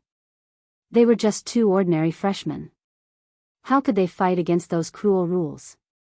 "Chen, I'll arrange for someone to follow up." "Chen, do you have any more expression packs?" The Guardian on the other end of the screen was stunned for a moment. Only then did he realize that the emoticon she had just sent was made from Sister Yi's GIF. Guardian, yes, yes. She hurriedly sent over the dozens of Sister Yi emojis she had made. On the other end of the screen, Sanction was expressionless and serious. He saved the emojis one by one. Chen, for the sake of the emoji pack, I will personally take charge of this case. The trial is expected to start in 3 days. You and your friend should prepare for it. Guardian? Did she see wrongly? The top lawyer in the country, a big shot who only took on cases in the millions, was actually going to personally take on such a small case? Guardian was instantly terrified. This is not necessary. Moreover, Sanction was not a public interest lawyer. His legal fees were very, very expensive. Even if Sanction didn't want it, she and her friend should give him some. She reckoned that she and her friend would have to eat dirt for the next few months. Buzz, she lowered her head and looked at her phone. Chen, in the future, if you have any tutu emojis, send them to me as soon as possible. Thank you. After turning off the screen, Sanction returned to his cold, noble, and elegant appearance. Chapter 338. At the amusement park. When Li Jianyu heard that Madame Xiang wanted to take a photo, he volunteered to do it for her. Xiang Yin looked extremely displeased. What? Are you trying to snatch my job? Shi Sui said, why don't we all take a photo? Grandma, you can use the photo of whoever you like. Madame Xiang nodded gracefully and said, thank you for the trouble then. Hence, the netizens in the live stream witnessed Madame Xiang striking a pose that was commonly used throughout the country, a shawl. Director Li is so hardworking. He's even lying on the ground to take a photo. Ha ha ha, damn. I suspect that Madame Xiang is spying on our family life. It's so realistic. My mother and aunt always take this pose when they go to scenic spots. After changing a few poses, Madame Xiang came over to take a look at the photos. Li Jianyu was also very good at it. After getting Madame Xiang's permission, he got old Zhang to do a close-up of everyone's cell phones. First, it was Xiang Yi's. Her photos were quite decent, which was not bad. Next was Li Jianyu's photo, which was impressive as he took a beautiful photo. Next was Shi Sui's photo, which was surprisingly good at taking photos and made Madame Xiang look warm and affectionate. Finally, it was Xiang Yin's turn. The netizens in the live stream mocked mercilessly. Grandpa, you're a straight man. You've made Grandma look like a dot in the photo. Thank you, I'm offended. Even my boyfriend looks so ugly when he takes photos of me. Ha ha ha, I even saw several photos with their eyes closed. They were really perfect when Grandma blinked. Madame Xiang adjusted her shawl and said with a smile, I hereby announce that the best photo goes to little Tutu. Before she could finish, someone criticized her. Even if you're biased, you shouldn't be like this, right?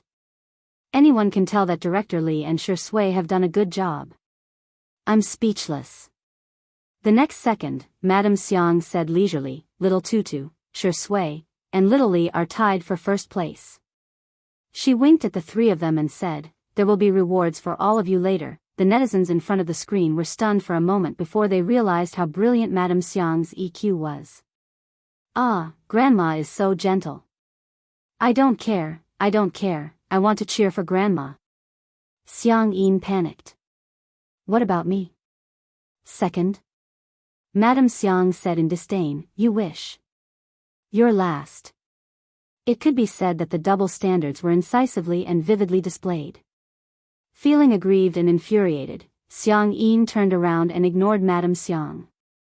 He asked Xiang Yi fiercely, are my photos really that bad?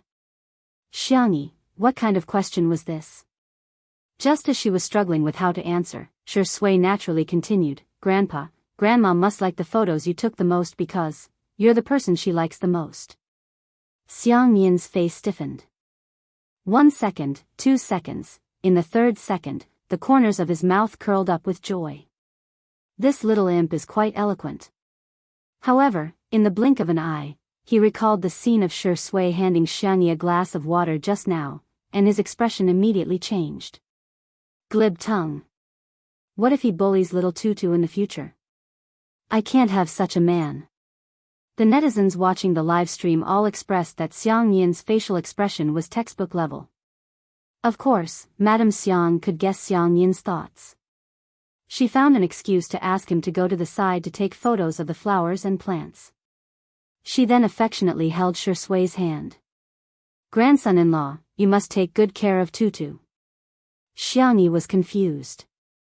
Grandma, did you misunderstand something? She was about to explain, but Shui smiled and said, Grandma, don't stand on ceremony with me. It's my duty to take care of Tutu. Xiang Yi was dumbfounded. Chapter 339. Her cherry lips quivered and she muttered, No, he's not. Xiang Yi suddenly felt an arm around her shoulder and was momentarily at a loss for words. She looked at Shui in astonishment. Shui's expression remained the same as he leaned over and whispered a few words into her ear. Xiang Yi was speechless. Shui said that since Grandma was so happy, he didn't want to disappoint her and said that he could reluctantly pretend to be her boyfriend. It sounded like he was being considerate of her and Grandma, but Xiang Yi felt that something was amiss. The fans who were watching the live stream were flabbergasted.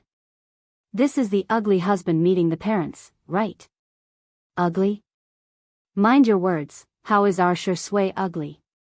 Official announcement? Shui didn't deny that Grandma called him her grandson-in-law, which means he's acquiescing. Madame Xiang couldn't help but cover her mouth and snicker when she saw how harmonious and intimate the two of them were.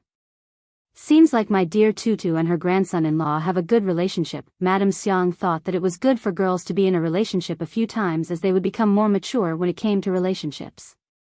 Xiang Yin, who was standing nearby, saw it. His eyes were about to pop out of their sockets and he hollered, Rascal! Get your hands off me! Get them off me! Xiang Yi shuddered in shock. Shui's hand on her shoulder was still very stable. Xiang Yin stopped taking pictures of the flowers and plants and instead rushed over aggressively, hitting Shui with his walking stick. Shui didn't dodge and instead took the hit. Xiang Yin was so strong that Xiang Yi could hear the muffled sound of the walking stick hitting her flesh. Grandpa! Old man! Xiang Yin ignored the two of them and barked at Shui. You're not allowed to touch our Tutu. Our Tutu is such an adorable girl, you're not worthy of her at all. Don't try to get up to any tricks. As long as I'm around, don't even think about abducting Tutu. He took a deep breath and added fiercely, No man can do it. When the netizens in the live stream saw this scene, some were worried, while others were gloating. Wow, Grandpa is so fierce, it must have hurt a lot. Glass shards again. Grandpa, don't torture them QAQ, why is this old man so cocky? How dare you look down on our Shui? Please, your granddaughter is the one who doesn't deserve it. That's great, please break them up. I've long disliked the vase fairy.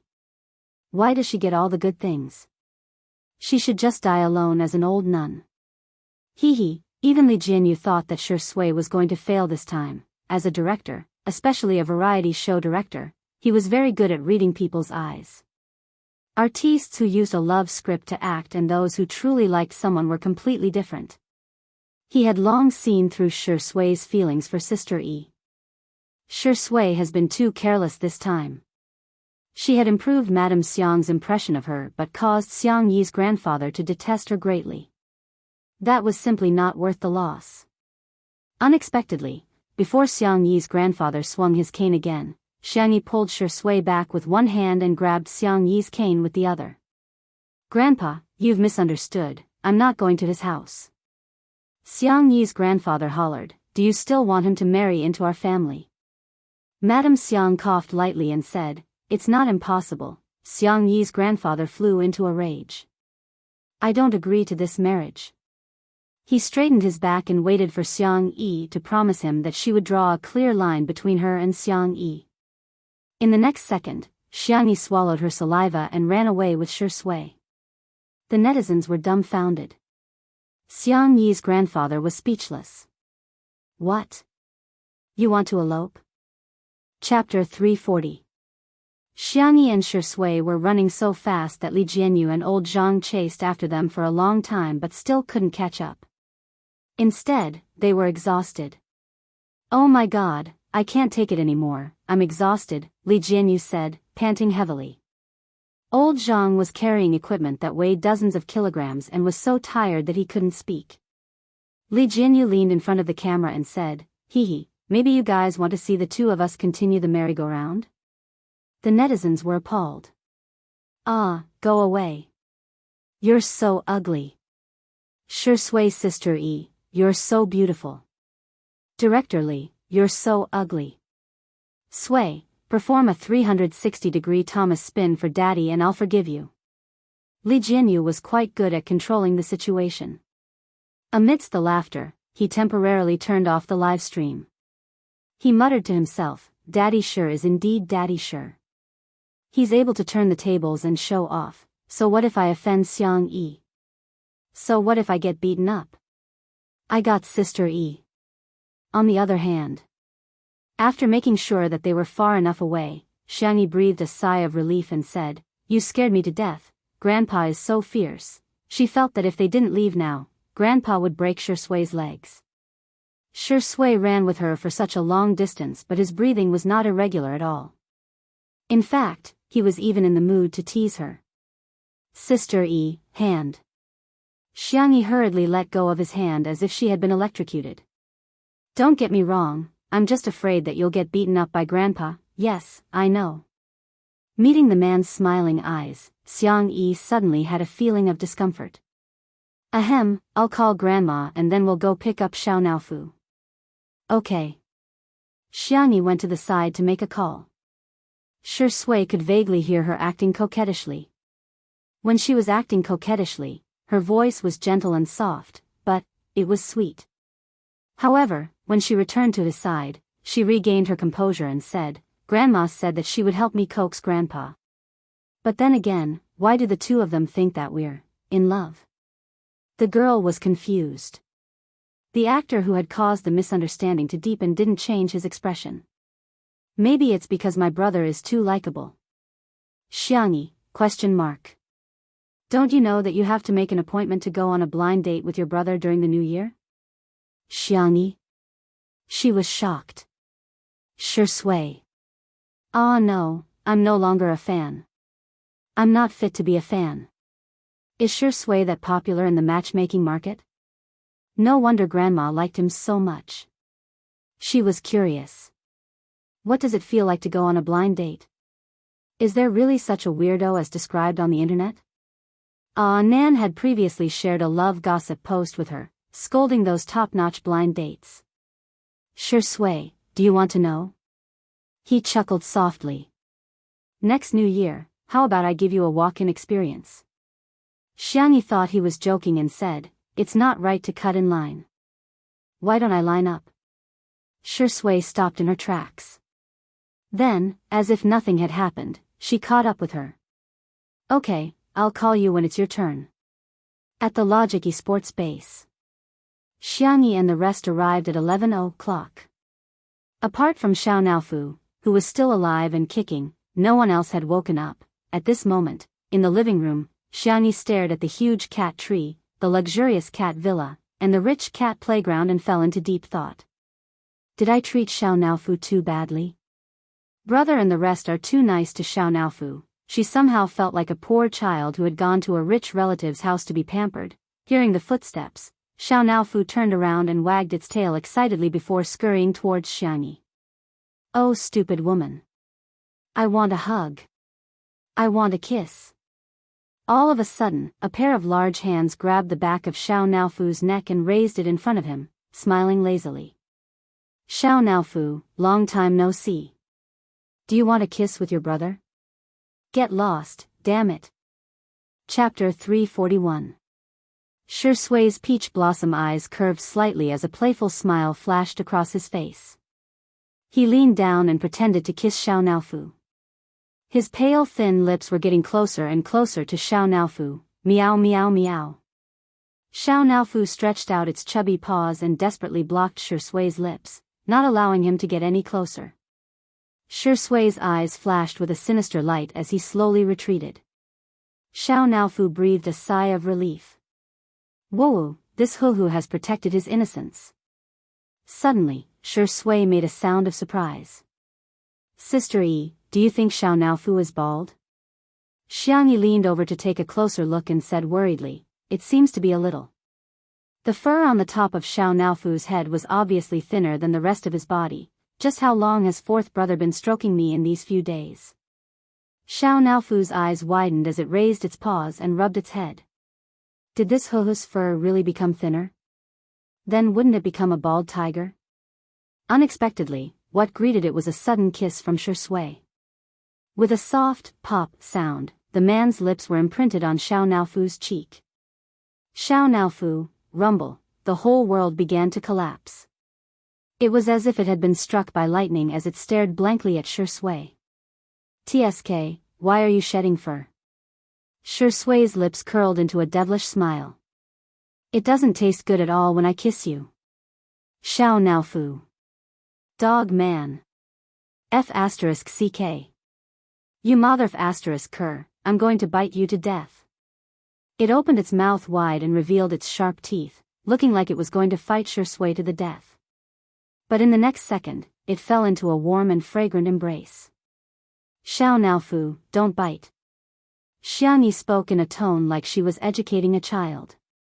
Xiao Naofu pointed its paws at Sui. Awu. Awu, he kissed me. Dog man, he kissed me. Xiangyi understood what it meant. She coaxed it softly, brother Sui kissed you because he likes you. Sui added fuel to the fire. Yes, I never kiss other people's kittens. Xiao Naofu was so angry that he lost his mind. Woof. Woof woof. He gradually turned into a dog. Li Jianyu and old Zhang, who were watching from the side, were about to go crazy with laughter. Xiangyi, Tong Tong, do you still remember that you are a little tiger? Which little tiger in the world would bark like a dog? Okay, don't be angry anymore. Our Xiao Naofu is the most obedient. Xiangyi paced back and forth with it in her arms, patiently coaxing it for a few minutes. Xiao Naofu sniffled and snuggled into Xiangyi's arms, rubbing its head against her cloud-like softness. Not far away, Sui's dark eyes suddenly narrowed. After Xiao Naofu whined and whined for a long time, fourth brother Xiangyu woke up. He washed up as fast as he could and didn't even have time to comb his hair. The first thing he did was to go downstairs to feed Xiao Naofu cat food. Seeing Xiangyu's figure, Li Jianyu motioned for old Zhang to start the live stream. The first scene of the live stream was the esports god's sleepy appearance with his hair standing on end.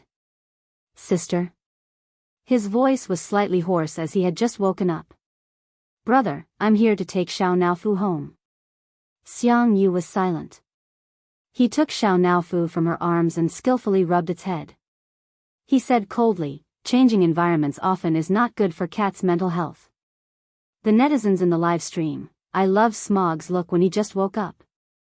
Hahaha, Sameo Gu is rubbing the cat like he's making meatballs. Sameo Gu, without Xiao Naofu, it's not good for my mental health. Chapter 342. Hahaha, you, keep pretending. I still have the video of you snorting cats last time. Xiangyi, let's eat first, we'll ask Xiao Naofu for his opinion later. Xiangyu nodded coldly. What do you want to eat? I'll order takeout. I've prepared the ingredients. Xiangyi's eyes curved slightly, as if there was a gentle moonlight hidden in her eyes. Brother, let me cook for you guys. Xiangyu said in all seriousness, you do yours, I'll order mine. His sister's food belonged to him. Takeout belonged to Wander and the other animals. The esports base had hired an auntie to cook, but the players were still used to ordering takeout. The auntie helped Xiangyi and soon, the aroma of food began to waft out of the kitchen. The smell was so fragrant that the players who couldn't be woken up by the alarm clock all woke up one by one. Auntie, what did you make today? It smells so good. Amazing, it's braised pork, right? I'll have 2 bowls of rice later. I think I can smell the pork rib soup. Sob, I'm so hungry. Do you have any snacks to fill my stomach? Xiangyu waited until they were almost done with their discussion before he casually said, my sister is here. Huh? Everyone was shocked. They had signed a contract with the live stream software to stream for a certain amount of time every month. Occasionally, they would watch the live streams of other streamers, but there was one live stream program that everyone had to watch in addition to the replay videos of the competition. That was Xiangyi's edited version of her cooking. It was a godly meal. Watching her cook was simply a form of enjoyment. They didn't expect that Xiangyi would come to their esports base to cook today. The group of youngsters immediately began to fawn over Xiangyu. I'll scoop Xiao Naofu's poop today. Smog, you're my good brother, so your sister is our sister too. Brother, do you want some water? Do you want ice water, hot water, or warm water? Warm water. Warm water. He was undoubtedly a bootlicker. Xiangyu waved his phone. I ordered takeout for you guys. I'll eat my sister's cooking later, you guys eat takeout. Humph. Stingy. Forget it if you don't want to eat. Takeout is just as delicious. Just as he finished speaking, the takeout and Xiangyi's dishes were served at the same time. Xiangyu ordered the crayfish that they often ate, as well as a barbecue wrapped in foil, which was still warm after being unwrapped. Xiangyi made braised pork with quail eggs, braised prawns, braised gourd with ginger sauce, stir-fried vegetables with mushrooms, and pork ribs with corn soup. The main dish was curry chicken omelet rice. I made a few home-cooked dishes. Have a taste and see if you like them, Xiangyi said gently. Wander and the others first tasted the crayfish and barbecue. Then, under Xiangyu's murderous gaze, each of them took a bite of Xiangyi's food. The braised pork was fatty but not greasy. It was soft after being stewed. The fried quail egg had a texture similar to that of a tiger's skin. It was full of sugar-colored syrup. The prawns were light red and glossy, fresh, salty and slightly sweet. The sponge gourd was refreshing and delicious, tender and fragrant. The omelet rice mixed with curry, the unique spiciness of curry and the tender and smooth egg skin were a perfect match. There was nothing more blissful than scooping a big mouthful into one's mouth. This is too good. Eat. Eat. Eat. Delicious. So delicious. What kind of trash is takeout? The group of young teenagers were not even afraid of Xiangyu. They buried their heads in the food crazily. Biyao asked, Sister, it must be hard for you to descend to the mortal world, right? Sister, do you play games? I'll take you flying. Sister, do you still need a younger brother? Chapter 343. The youths ate until the corners of their mouths were glossy and their cheeks were puffed up. The netizens commented, I'm used to it. Ms. Xiang is really a Mary Sue. Vicissitudes of life lighting up smoke. JPG, I suspect that Sister E has drugged the food. Otherwise, why is everyone eating so happily? Are these still the rebellious and wild kids who made the club manager and coach worry so much? How can they become obedient in front of Xiangyi? While Xiangyi was feeding Xiao Naofu the prawns, the boys turned to look at Shui. Brother Shui. Captain Wander couldn't care less about table manners. While chewing, he asked, Are there any requirements for appearing on your show? Shui raised her eyebrows and said, I'm afraid you'll have to ask the director. Wander looked at Li Jianyu and asked, Uncle, can we appear on your show? Li Jianyu was confused. I'm only 2 years older than Shui. Why is Shui her brother and I'm her uncle? I'll give you 10 seconds to reorganize your words, Li Jianyu said sternly with a sullen expression. Wander was stunned for a moment before coming to a sudden realization. He exclaimed loudly, Uncle. Can you give us a chance? Li Jianyu was speechless. The comments section of the live stream was flooded with, ha ha ha ha, comments. Li Jianyu said calmly, No, you guys are too expensive, we can't afford to hire you. The esports industry in China was very popular and with the development of live streaming, the commercial value of esports players was now no less than that of celebrities. It would be fine to hire 1 or 2 people, but with so many of them, they really couldn't afford to hire them. Wander immediately exclaimed, "Uncle! I can do it for free." Ah Shui chimed in, "I don't want it either." Xiao Yang said shyly, "As long as I'm full." Li Jianyu was speechless. "Sister E, you're indeed worthy of your reputation. You've saved the program team a 7-figure sum of money with just 1 meal, isn't it just calling me uncle? What's the big deal? You can even call me grandpa."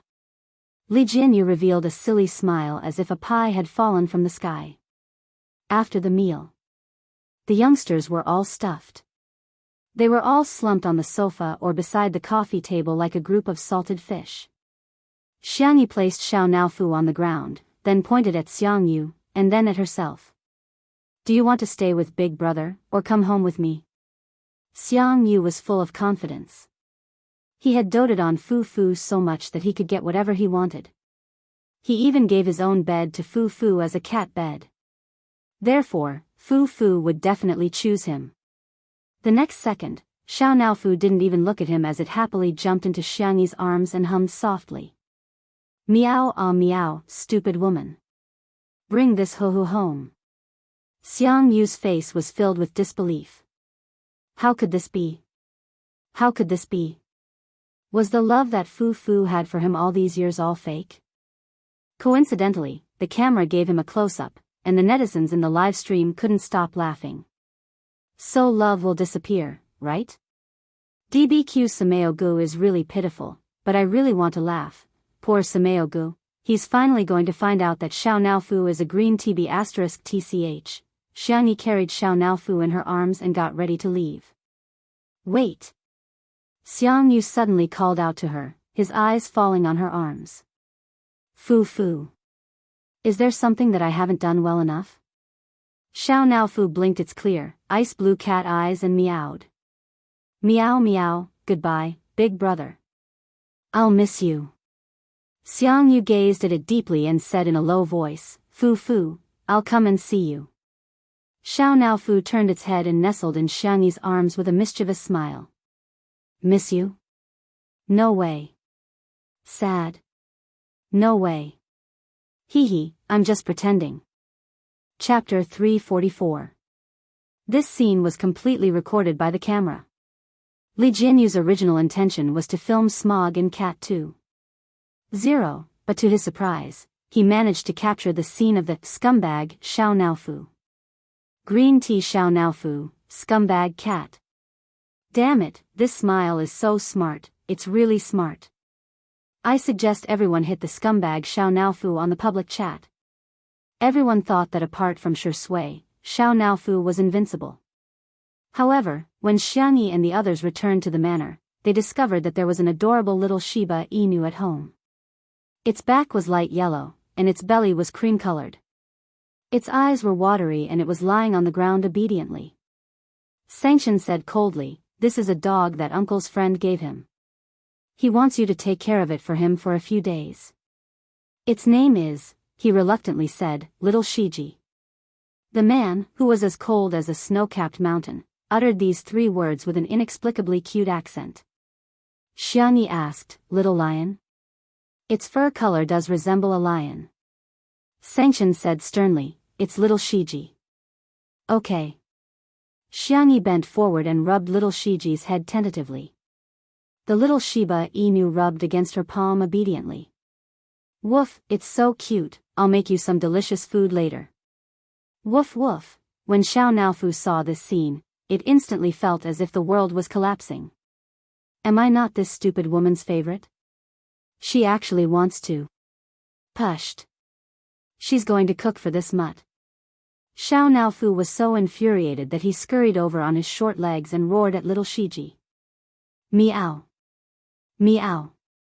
Little Shiji, Omega. It stared at Xiao Naofu for a few seconds and took the initiative to lick Xiao Naofu's fur to show its friendliness.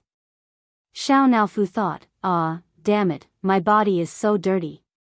It waved its paws angrily and slapped little Shiji's face. Little Shiji did not retaliate after being hit and simply took a few steps back, feeling a little aggrieved. Xiao Naofu refused to give up and wanted to hit it again. Its body was suddenly suspended in the air. Xiangyi had picked it up. The little cat felt so wrong that it wanted to die. Meow meow meow, let this dog go. I'm the only one in this house. Xiao Naofu, it's only staying for a few days. Xiangyi tried to reason with it. Little uncle will take it away when the time comes. Xiao Naofu, I won't listen, I won't listen. It wriggled and broke free from Xiangyi's arms. It jumped onto the table and chose Xiangyi's cup. It waved its meaty claws and moved the cup to the edge of the table. Meow. Li Jianyu said in surprise, is it threatening you, Sister Yi? Xiangyi. I think so. Woof. Little Shiji had no idea what was going on at all. It rubbed Xiangyi's calf affectionately, seemingly wanting her to rub its head. Seeing this scene, Xiao Naofu fumed and turned on its little jerk mode, bang.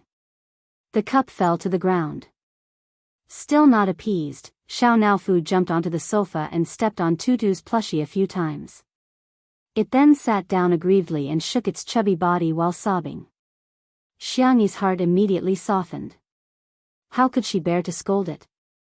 Just as she was thinking about how to coax Xiao Naofu, Shui stuffed something into her hand. Xiangyi looked down to see that it was little Shiji's leash.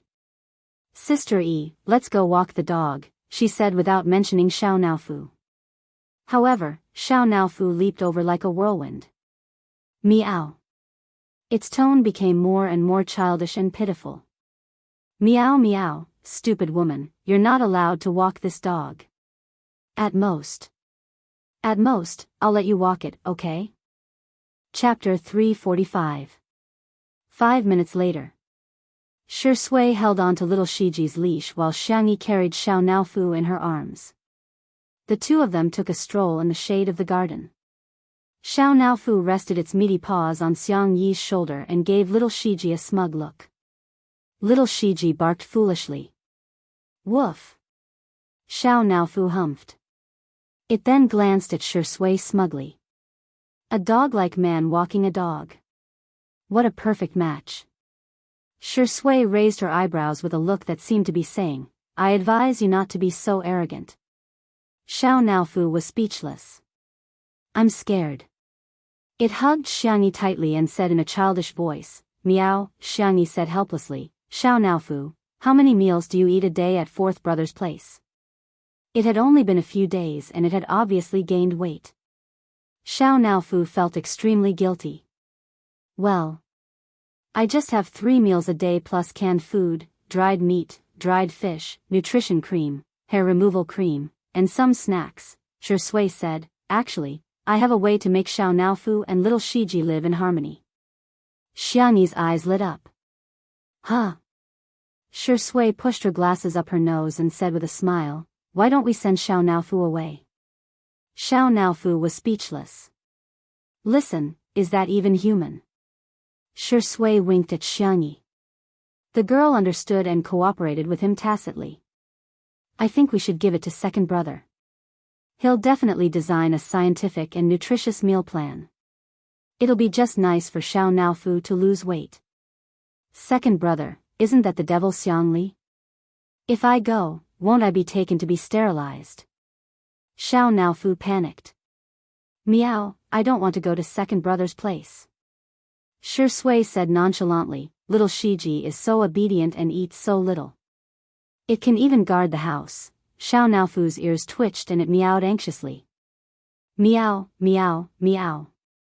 This hoo-hoo can also be obedient. I can also be obedient. I can also eat less. As for guarding the house, it also can. Therefore, in order to express its ferocity, Xiao Naofu made its fiercest expression. Woof woof woof. Xiangyi tried hard to hold back her laughter and quietly mouthed to Shui, is it really okay for us to trick it like this?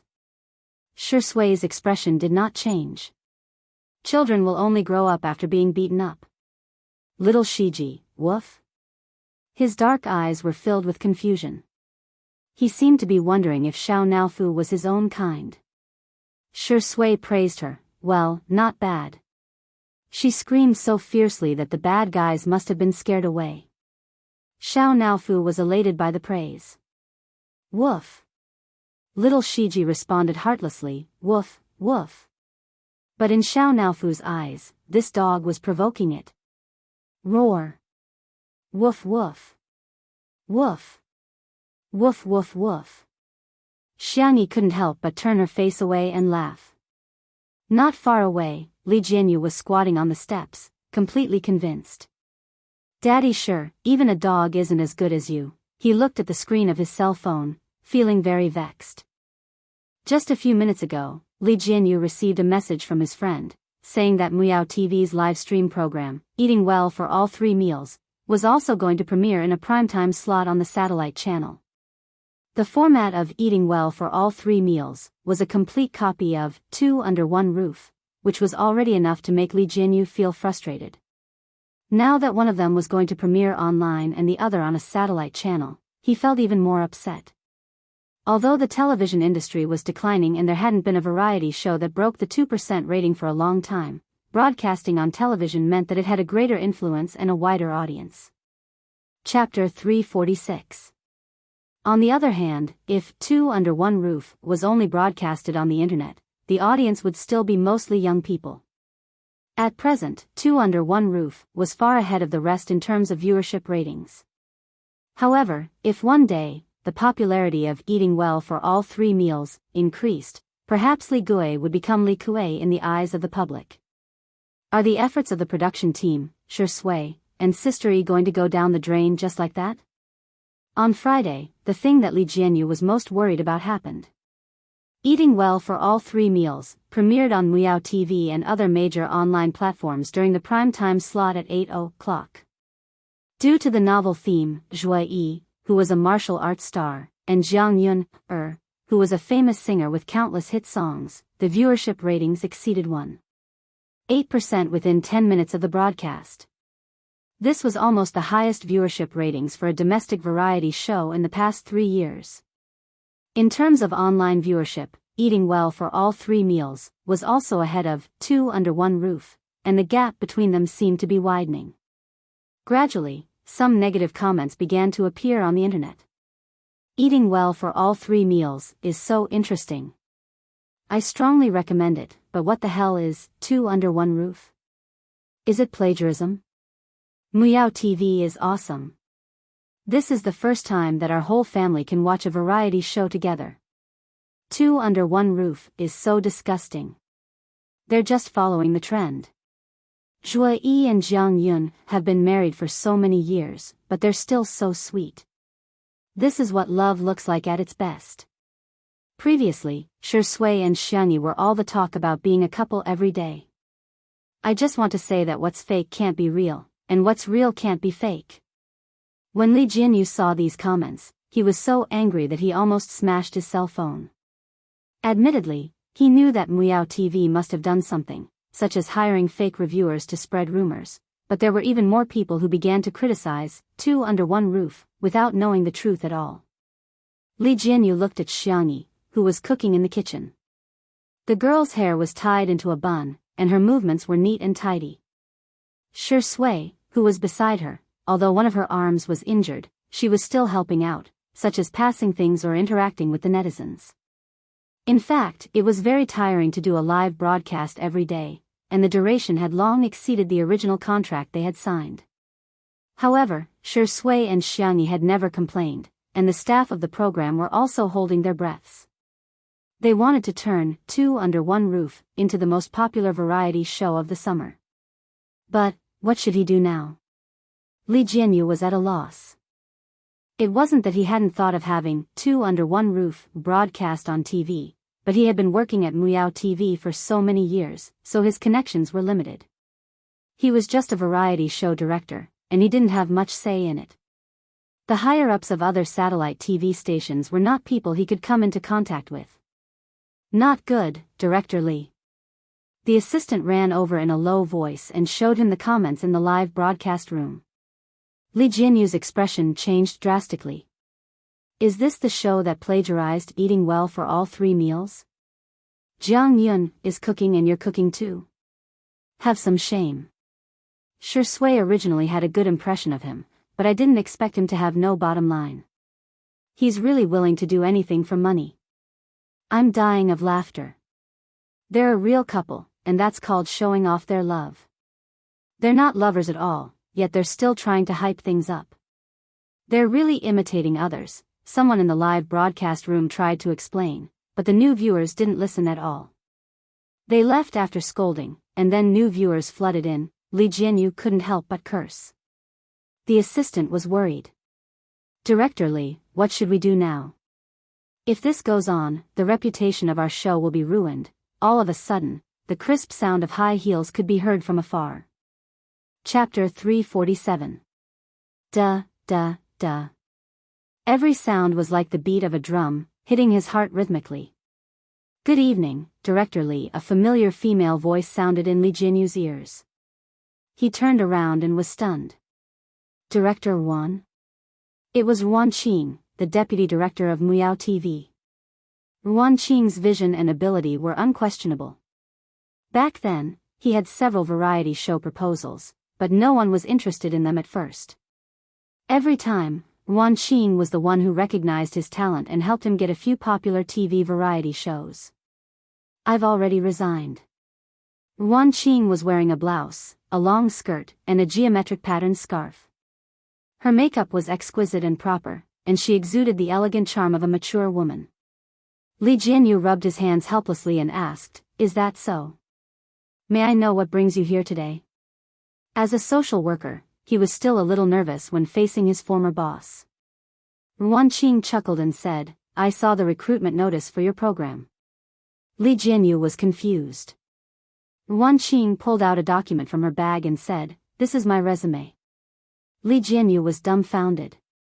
He was dumbfounded and looked at this scene in disbelief. In the glass greenhouse, the warm-toned glass lamps refracted magnificent and bright colors. In just a few minutes, Ruan Qing had successfully joined two under one roof. Li Jianyu accepted this reality in a trance. He felt that he could go to the social worker discussion group and post about it.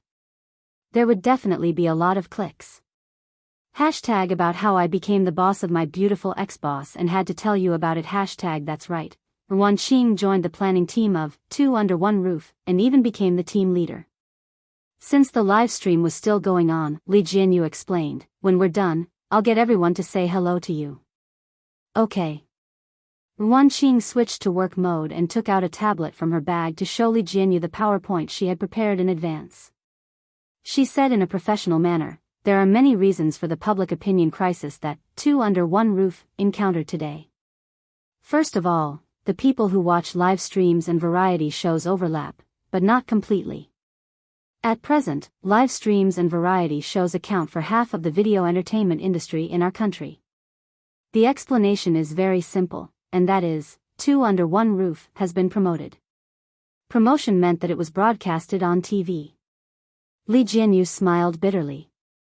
"I've thought of that too, but it's not something that can be done just because you want to." Ruan Qing took a sip of her coffee. "Director Li, may I ask if our production team has a complete promotion and salary increase plan?" Li Jianyu thought she was joking. "You're now the second in command of our show. If you get promoted again, you'll be the first in command." "Ruan Qing, I think it's fine." Li Jianyu was confused. "What about me? I'll be the first in command and you'll be the second in command." Li Jianyu, "Shower Wan, you're too funny, ha ha ha ha." As he laughed, he felt that something was amiss and said weakly, "You can't be serious, right?" Ruan Qing smiled. With the broadcast of the television version of Eating Well for All 3 Meals, there were more and more comments mocking Two Under One Roof on the internet. TSK, the online premiere of Eating Well for All 3 Meals, has already exceeded 18 million views. Two Under One Roof only has 50 million views. What a joke. When Shui was still a newbie, she spoke rudely to our best actor Zhua.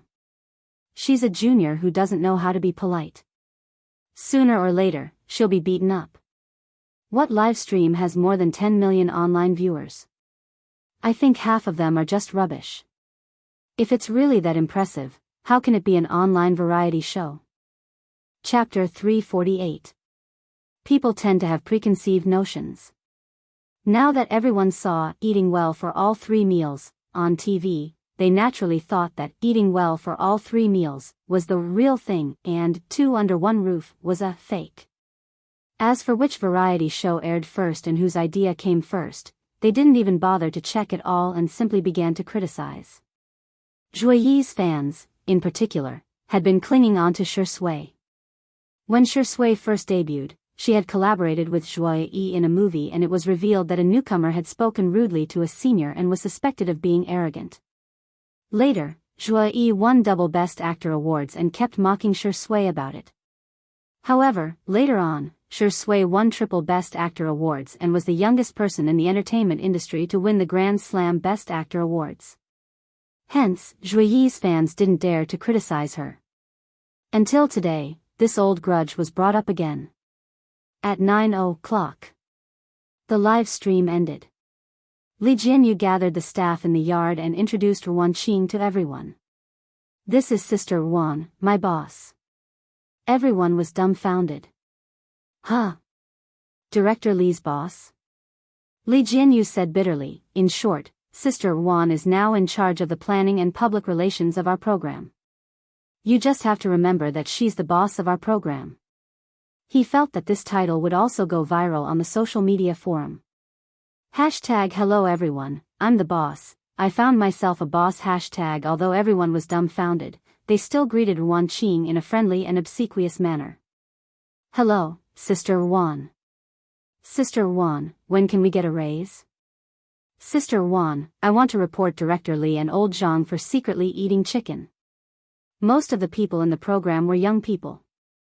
Although life was a little tough, everyone had something to aspire to and the atmosphere was particularly good.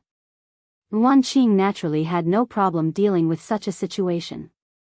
However, she was used to the scheming in Biyao TV, but in the face of such simple and pure enthusiasm, she was at a loss for what to do.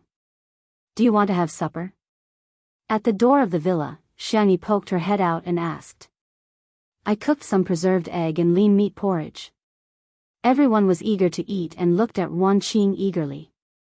Ruan Qing didn't put on airs and said with a smile, "Go ahead."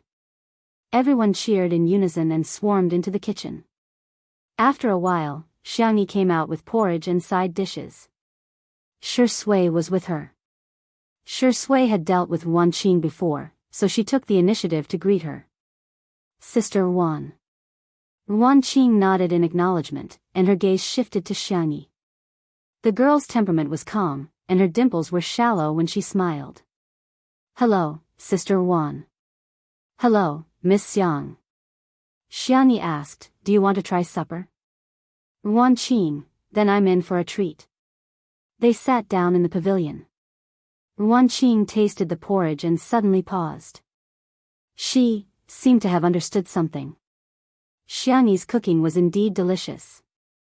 But, apart from that, there was something else. It was an irresistible warmth. Perhaps coming here was the right choice. 10 minutes later. The haters were flaming, 2 under one roof, the most. The official Weibo account of Nanxing TV suddenly posted a Weibo post. Nanxing TV tomorrow night at 8:00 p.m. on Saturday. Stay tuned to Nanxing TV to watch the first episode of the first season of the first domestic live streaming variety show. Be there or be square. The official Weibo account of 2 Under One Roof immediately reposted the Weibo post, causing a huge uproar online. What the heck?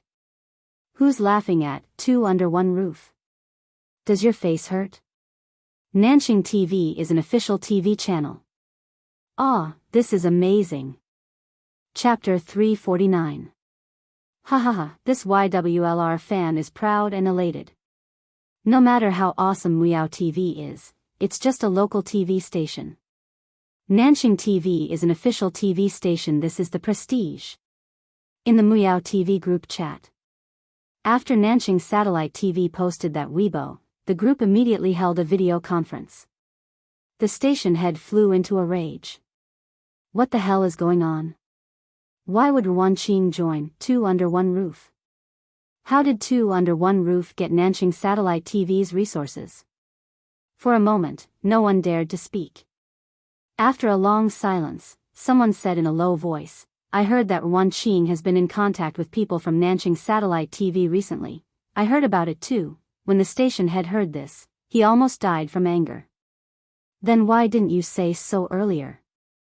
Of course, they all felt that Wan Qing was just a woman. What could she do? That was an official satellite TV station. Would they care about a woman like her?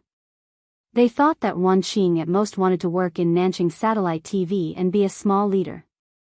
Who would have thought that she actually reached a cooperation with Nanjing Satellite TV?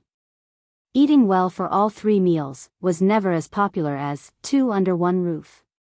Even if their production team had arranged all kinds of scripts for Zhuo Yi and Jiang Yun to show off their love, quarrel, and fight with the guests, the number of viewers would never exceed 10 million. The popularity of the last live variety show, Heartbeat, had plummeted. It was only supported by the die-hard fans of the guests. The sponsors were all eager to get back their previous investments, let alone increase their investment. Now, it was all thanks to Biyao TV. Now that they had finally come up with a plan to snipe two under one roof, they had to take advantage of the premiere of Two Under One Roof on the internet. They had to do a TV and online premiere, then fight a war of public opinion and try to steal the popularity of Two Under One Roof. As a result, Two Under One Roof was about to be broadcast on TV as well. Nanjing Satellite TV, one level higher than Biyao Satellite TV. The station head was furious. Trash. A bunch of trash. You can't even compare to a woman. There was dead silence in the video conference. No one dared to say that the station head was the one who forced that woman to leave. Biyao TV suffered the consequences of their own actions, and Zhuo Yi's fans were also rebuked by the Shui sisters. Youngest Grand Slam Best Actor Sui Suizi Heartsuit Viewership Record Holder Television Emperor Sui Suizi Heartsuit Light of Acting Sui Suizi Heartsuit First Class Business Sui Suizi Heartsuit, acting like a big shot? Did they really think that the internet had no memory? Who was the one who pretended to fight for real and broke Shusui's ribs? Back then, Zhuo Yi left his image as a single male god. Now, he's the equivalent of an idol. He hid his marriage to deceive his fans and then created a couple after marriage. Where did he find the face to step on our Shurindi? The Shui sisters' fighting prowess was not to be underestimated. Previously, in order to help Two Under One Roof control the comments, they had scattered the crowd. Now that they had gathered together, they were able to defeat Zhuo Yi's fans in minutes. That night, the internet was extremely lively. Netizens from all walks of life stayed up late to watch the show. What? So Zhuo Yi had deliberately broken Shurindi's bones during filming? What? Sui's ribs were broken, but she still managed to shoot the scene in one shot. Godly acting skills? What? So Shui had misogyny? The only female celebrity he had ever had physical contact with was Xiangyi? On the one hand, the fans of the untimely couple felt sorry for Shui, but on the other hand, it didn't stop them from falling head over heels the next day. Early in the morning, the official account of Two Under One Roof announced the guests that would be coming today. Chapter 350. Two Under One Roof, please sign here for today's surprise. We are fortunate to have invited the movie queen Zhong Yi to participate in today's live stream. There are also 2 mystery guests. Everyone, please look forward to it. We actually managed to invite Zhong Yi. Zhong Yi had excellent acting skills and gorgeous looks, but she was often attacked by others because of her sexy image in the early days of her debut. Her most famous film was Dustless, which was a collaboration with Shui. In the film, Shui played a detective who belonged to the good side, while Zhong Yi played a dancer who was both good and evil. She had a secret relationship with Shui. The director formed many artistic metaphors through their relationship, and the two of them also displayed superb acting skills, which were regarded as classics in the film industry. The two of them were about the same age, and Zhong Yi was 30 years old this year. When the film was released, many people were shocked by their acting skills in the film and mistakenly thought that they were a real couple. Hence, the two of them were rather popular in the industry. The reason was that Shui had never interacted with any actresses before. Some of Zhong Yi's fans immediately expressed, "Her Highness has arrived. Zhong Yi and Zhong Yi CP are worth investing in." When Shui was interviewed, he said that he liked Zhong Yi's type very much. "Ha ha ha, there's going to be a good show to watch. Zhong Yi is the beautiful type. Vase Fairy is going to be crushed by a beauty like Zhong Yi in seconds." Seeing how Zhong Yi's fans were being ridiculed, Xiang Yi's fans were displeased. "Is our sister Yi someone you can bully as you please?" Hence, Zhong Yi's fans were taught a lesson early in the morning. They were dumbfounded. Is this Xiang Yi that popular? Why does she have so many fans? The live stream began at 9:00 in the morning. The loyal fans of Two Under One Roof immediately swarmed into the live stream. The camera panned to a distant view of the mountains in the distance, where the colorful windmills of Little Rabbit Farm were rotating in the wind. The vegetable fields were fertile, the garden was lush, and there were flocks of chickens and ducks. In the yard, Xiao Naofu and little Shiji were fighting. To be more precise, Xiao Naofu was bullying little Shiji. She refused to drink her goat milk and insisted on snatching the milk from little Shiji's bowl. The little Shiba Inu's black eyes were wet. It didn't fight back even after being hit a few times by Xiao Naofu's fleshy paws. It even gave the goat milk to Xiao Naofu. The netizens in the live stream, hooligan acts. Sterilization warning. Wow, this Shiba Inu is so cute. What a cute little puppy. Have I been drinking too much sugar lately? I think little Shiji is spoiling Xiao Naofu a little. Ha ha ha, you don't have to. I saw the staff post yesterday. Although the two of them are of different species, they are of the same gender. Nothing good will happen if they get together. After the heartwarming scene was shot, the camera turned to the entrance of the manor. The black iron gate was covered in vines and roses. Zhong Yi, who was wearing a red V-neck dress, got out of the car with a strong aura. Her black high heels made her fair and straight legs look even longer. She was plump but not fat. She combed her wavy long hair, and as an actress, she accurately found the camera and smiled. Bullet comments in the live stream, "Aw sister, kill me." Zhong Yi's smile is so enchanting that it makes all the beauties pale in comparison. Zhong Yi is such a queen. I finally get the charm of a 30-year-old sister. Vase Fairy really can't compare to her. In the next second, Zhong Yi turned around and got out of the car. She carried out a little bun who was wearing a princess dress and had her hair in a bun. She was also holding a rainbow lollipop tightly in her chubby little hand. Chapter 351. The netizens were dumbfounded. What the hell? Where did this child come from? Someone asked, could it be Zhong Yi's baby? As soon as the bullet screen was posted, Zhong Yi's fans immediately burst into laughter. Please don't spread rumors. You can eat whatever you want, but you can't say whatever you want. Smile, how did you know? Did you deliver her baby? If not, then shut up, okay? The production crew was also dumbfounded. However, Wan Qing was present and made a few gestures to Li Jinyu.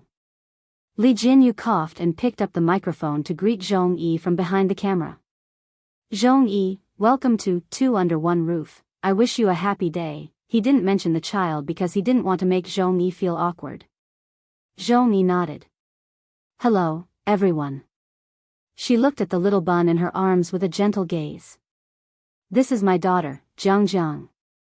The production crew was speechless. The netizens were speechless. The corners of Li Jinyu's mouth twitched. What kind of luck is this?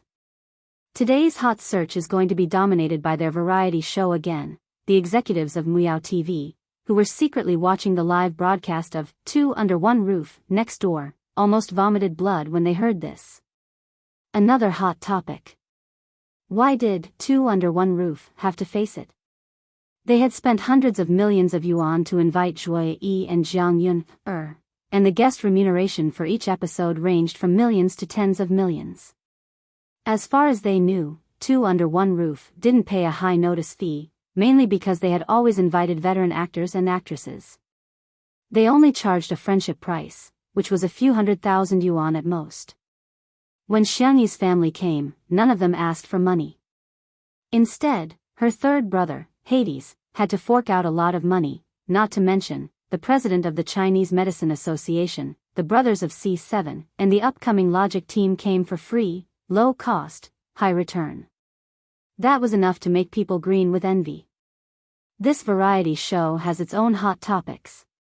For example, when Xiangyi played the Sanxian, the folk music bigwigs on Weibo, the Chinese Music Association, the cruelty exposed in the Mingxi Boys High School incident, and the subsequent reflection on education. Not to mention, when Xiangyi's brothers exposed themselves, it brought about a lot of attention. But now, Zhongyi had exposed that she had a daughter. The director of Biyao TV was so angry that his eyes turned red. If he had kept Li Jianyu in the beginning, wouldn't all the achievements and popularity brought about by two under one roof be his glory? Jiang's facial features were soft and adorable, and her eyes were young and round. She seemed to be very shy as she hugged her mother's neck tightly. Zhongyi asked her to greet the others, but she didn't say a word.